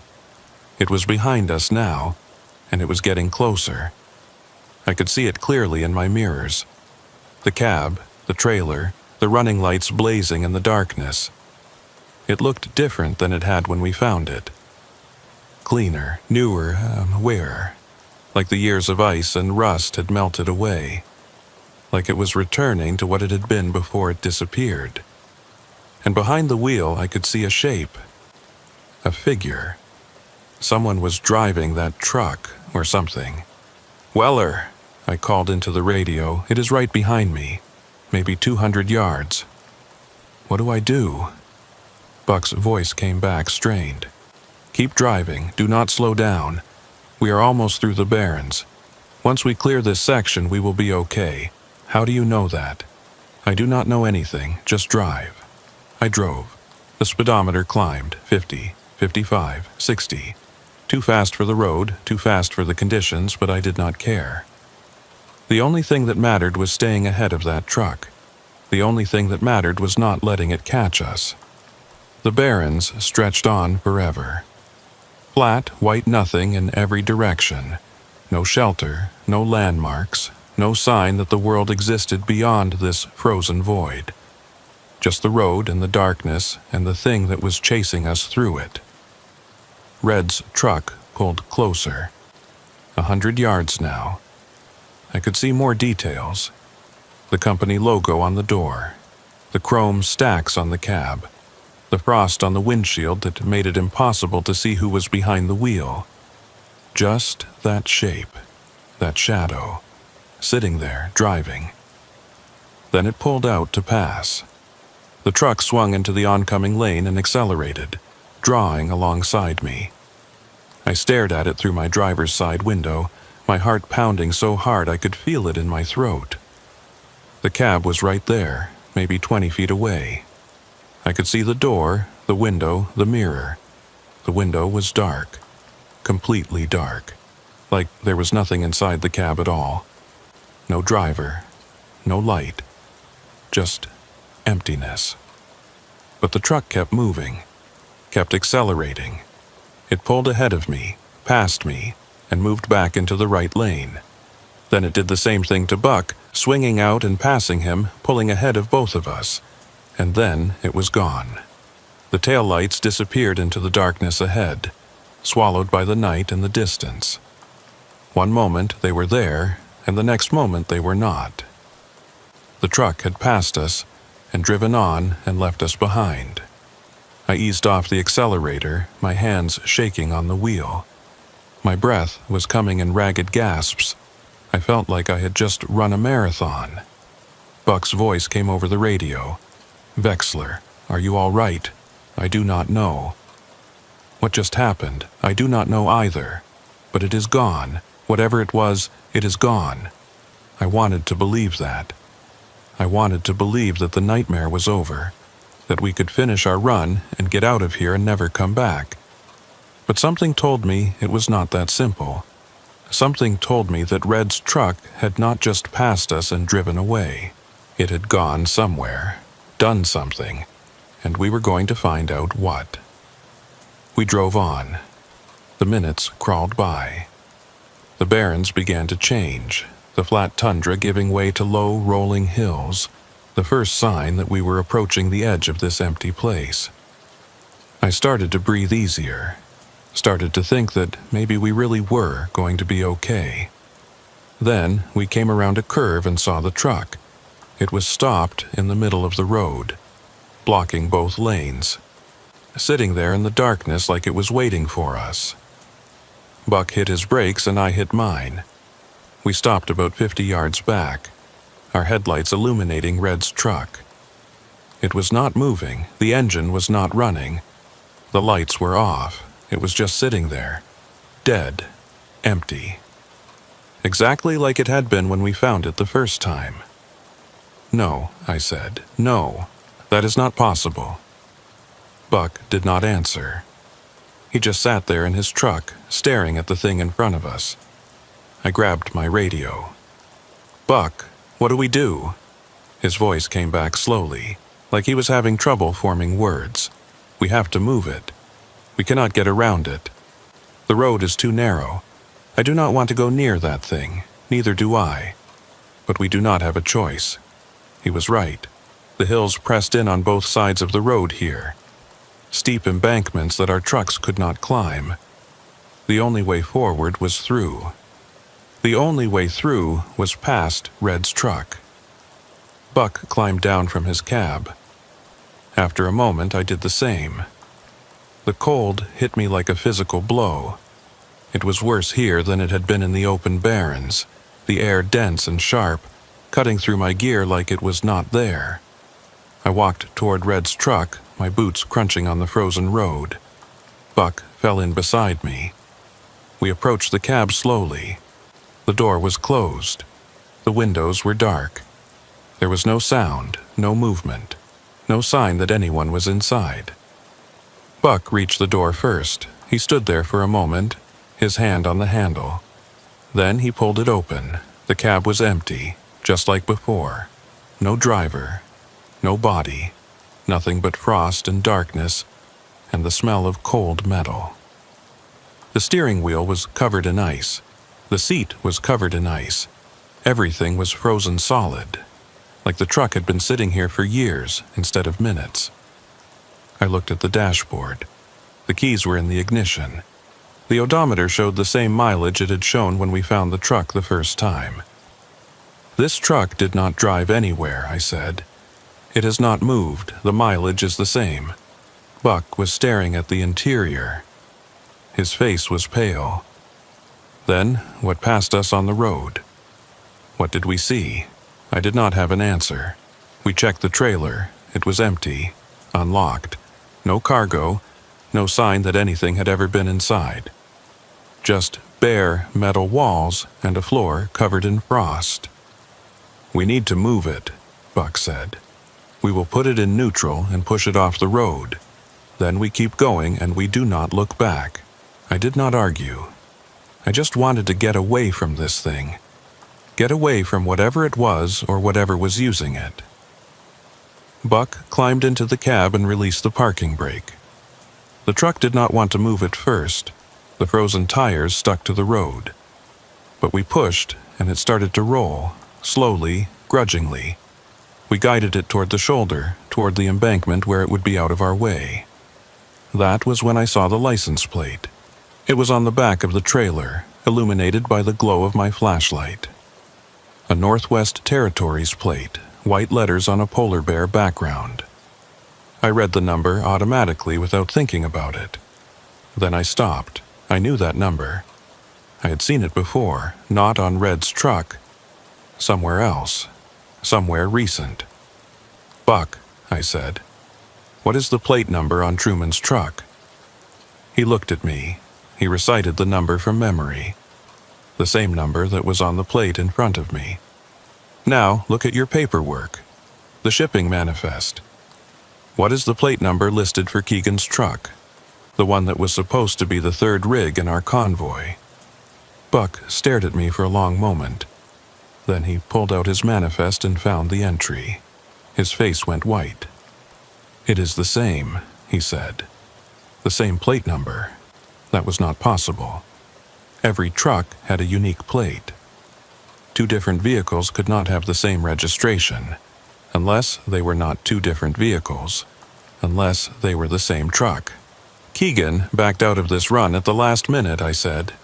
"Family emergency. That is what you told me. But what if he did not back out? What if something happened to him?" Buck was shaking his head. No, I talked to dispatch. They said he called in sick."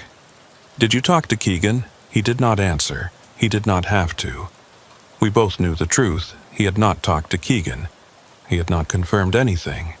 He had just taken dispatch at their word and moved on. But dispatch was back in Inuvik. They only knew what they were told. If someone had called in claiming to be Keegan, claiming to have a family emergency, they would have no way to verify it. No way to know if it was really him. No way to know if he was already out here on the road. Already part of whatever was happening in the Barrens. "We need to go," Buck said. "We need to get to the camp and call this in. All of it. Red's truck, the plate numbers, everything." I agreed. We left Red's truck on the shoulder and went back to our rigs. I climbed into my cab and started the engine and tried not to think about what we had just discovered. Tried not to think about what it meant. Keegan's truck. Red's truck. The same plate number. Two drivers who had gone into the Barrens and not come out. And now their trucks were here, waiting for us, following us, blocking our path. Like they were trying to tell us something. Or stop us from getting through.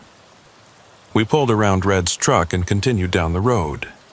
I kept checking my mirrors, expecting to see it start up again, expecting to see those headlights appear behind us. But there was nothing. The road stayed dark. The truck stayed where we had left it. For now. The camp appeared on the horizon about 2 hours later. Lights blazing in the darkness. The most beautiful thing I had ever seen. We had made it. We had gotten through the Barrens. We were safe. But even as I pulled into the camp and shut down my engine, I could not shake the feeling that it was not over. That something had followed us out of that empty place. That the Barrens had let us go, but only for now. Only until it was ready to take us back. I climbed down from my cab and stood in the cold, looking back the way we had come. The darkness was absolute out there. No lights, no movement, nothing to see. But I knew they were out there. Red and Keegan, driving the same truck, waiting on the same road. And sooner or later we would have to go back. Sooner or later, everyone goes back. We stayed at the camp for 2 days. That was not the plan. The plan was to unload, rest for a few hours, and head back to Inuvik. But the weather turned bad the night we arrived. A storm system moving in from the northwest that dropped visibility to 0 and made travel impossible. We were stuck. I did not mind. I was in no hurry to go back through the Barrens. Buck spent most of those 2 days on the radio and the satellite phone, trying to get information, trying to understand what we had seen. He called dispatch, called the territorial police, called everyone he could think of who might have answers. What he found out only made things worse. Keegan was missing. He had not called in sick. He had not had a family emergency. He had left Inuvik 2 days before we did, running a solo load to a different camp on the Delta. He had checked in at the fuel cache, reported good conditions, said he expected to reach his destination by nightfall. He never arrived. Sound familiar? The police had already started a search, but the storm was hampering their efforts. They were focusing on the route between the fuel cache and Keegan's destination, which was north of where we had been. But Buck and I knew better. We knew that Keegan had not gone north. He had gone into the Barrens. And the Barrens had taken him, just like they had taken Truman Red 3 years before. The plate numbers matched. That was the thing I could not get out of my head. Red's truck and Keegan's truck had the same registration. That was impossible. It violated every law of logic and bureaucracy. But we had both seen it. We had both read the numbers. They were the same. I tried to come up with explanations. A clerical error, a database glitch, counterfeit plates. But none of them made sense. Red and Keegan had driven for different companies. Their trucks had been registered years apart. There was no way they could have ended up with the same plate number by accident. Unless it was not an accident. Unless something had made it happen. The storm cleared on the morning of the 3rd day. The sky opened up, pale and cold, and the wind died down to almost nothing. Perfect driving conditions. No excuse to stay any longer. Buck found me in the camp's mess hall, drinking coffee and staring at nothing. "We need to go," he said. "The longer we wait, the harder it gets." He was right. I knew he was right. But I did not want to go back out there.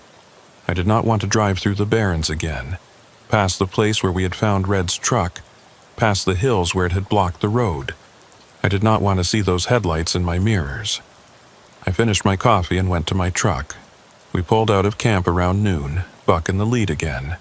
The road was clear, the visibility excellent. I could see for miles in every direction.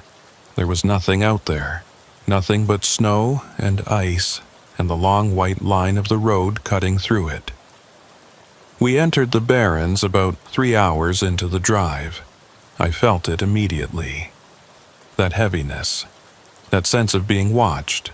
The air felt thicker here, the silence deeper, like the land itself was paying attention, like it knew we were back.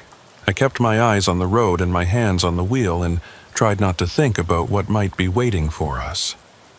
Tried not to think about Red and Keegan and the truck with the impossible plates. The hills appeared ahead, the narrow pass where the truck had blocked the road. I felt my chest tighten as we approached. I did not want to see it again. I did not want to know if it was still there. It was not. The shoulder where we had pushed it was empty. No truck, no sign that anything had ever been there. Just snow and rock and the road stretching on toward the horizon. Buck came on the radio. "It is gone, I see that." We kept driving, I kept checking my mirrors, but there was nothing behind us, nothing ahead of us. The Barrens were empty, just like they were supposed to be. We reached the fuel cache without incident, topped off our tanks, checked our equipment, got back on the road.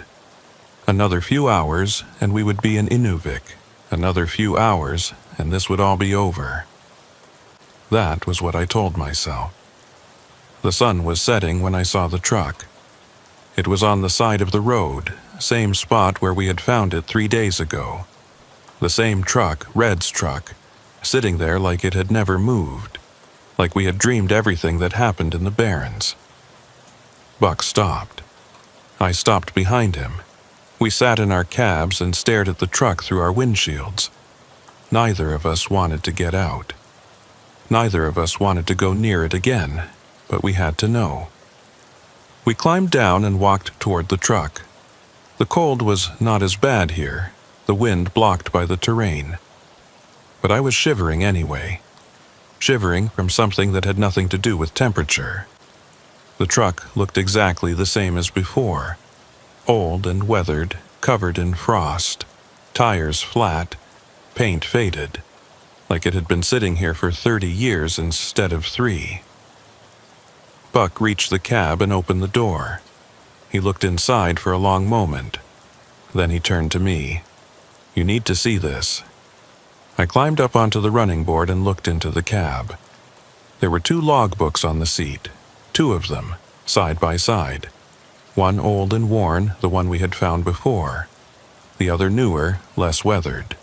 Buck handed me the newer one. I opened it to the last entry. November 14th. Departed fuel cache 14:30. Weather clear. Ice conditions good. Will reach camp by nightfall. November 14th. 4 days ago. The day Keegan had left for his run. The day he had disappeared. I looked at the handwriting. It was not Red's handwriting. It was different. Neater. More careful. Keegan's handwriting. Both logbooks were in the same truck.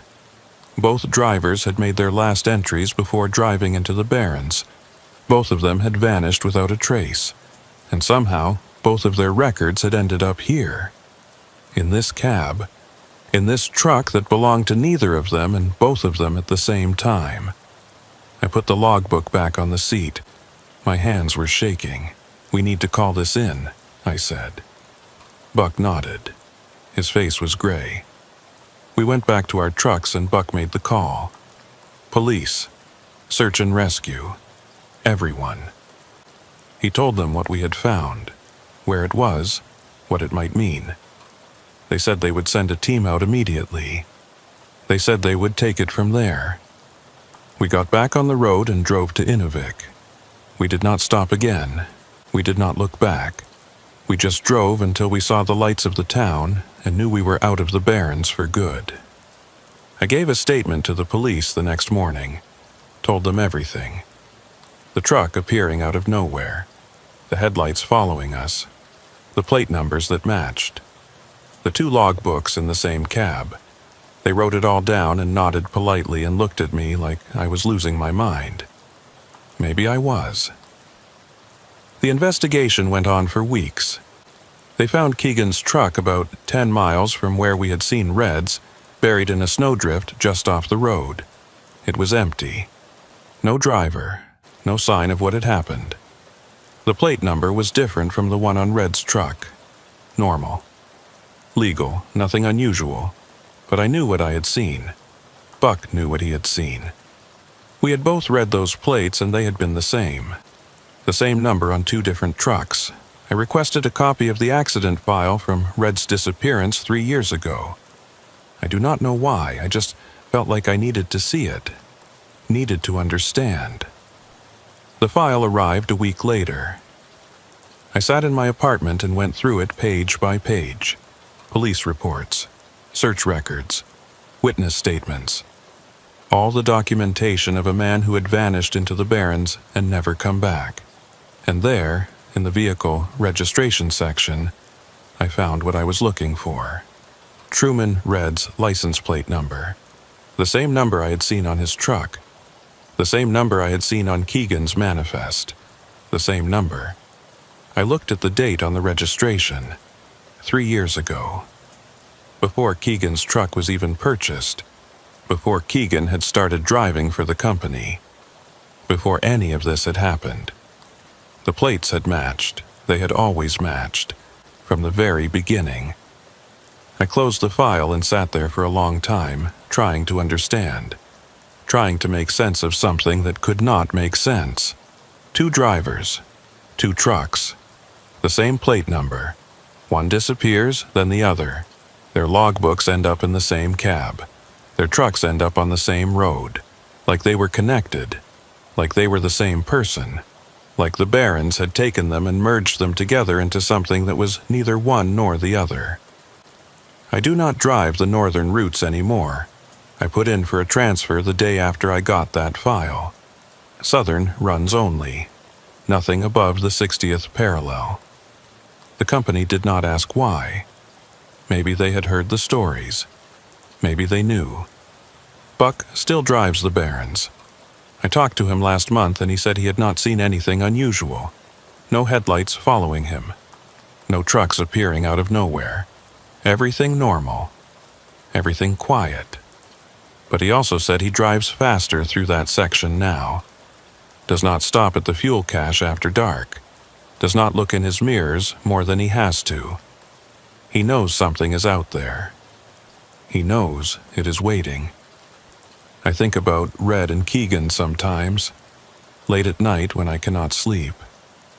I think about them driving through the barrens, alone and lost, heading toward destinations they would never reach. I think about their logbooks sitting side by side in that frozen cab. Their last words written on those pages. Weather clear. Ice conditions good. We'll reach camp by nightfall. They thought they were going to make it. They thought they were going to be okay. I wonder if they ever realized they were wrong. The police closed the case on Keegan 2 months ago. Insufficient evidence. No body, no explanation. Just another driver who went out on the road and did not come back. Another name on the list. Another file in the cabinet. But I know the truth. I know that somewhere out there, in the barrens, the truck is still waiting. Red's truck. Keegan's truck. The truck that is both of them and neither of them. And I know that someday it will find another driver. Someone running alone. Someone who does not know the stories. Someone who thinks they can drive through the barrens and come out the other side. They will see the headlights in their mirrors. They will hear the tapping on their windows. They will find the truck blocking the road. And when the police search the cab, they will find 3 log books. 3 drivers, same plate. The barons are patient, the barons are hungry, and the barons are never finished taking.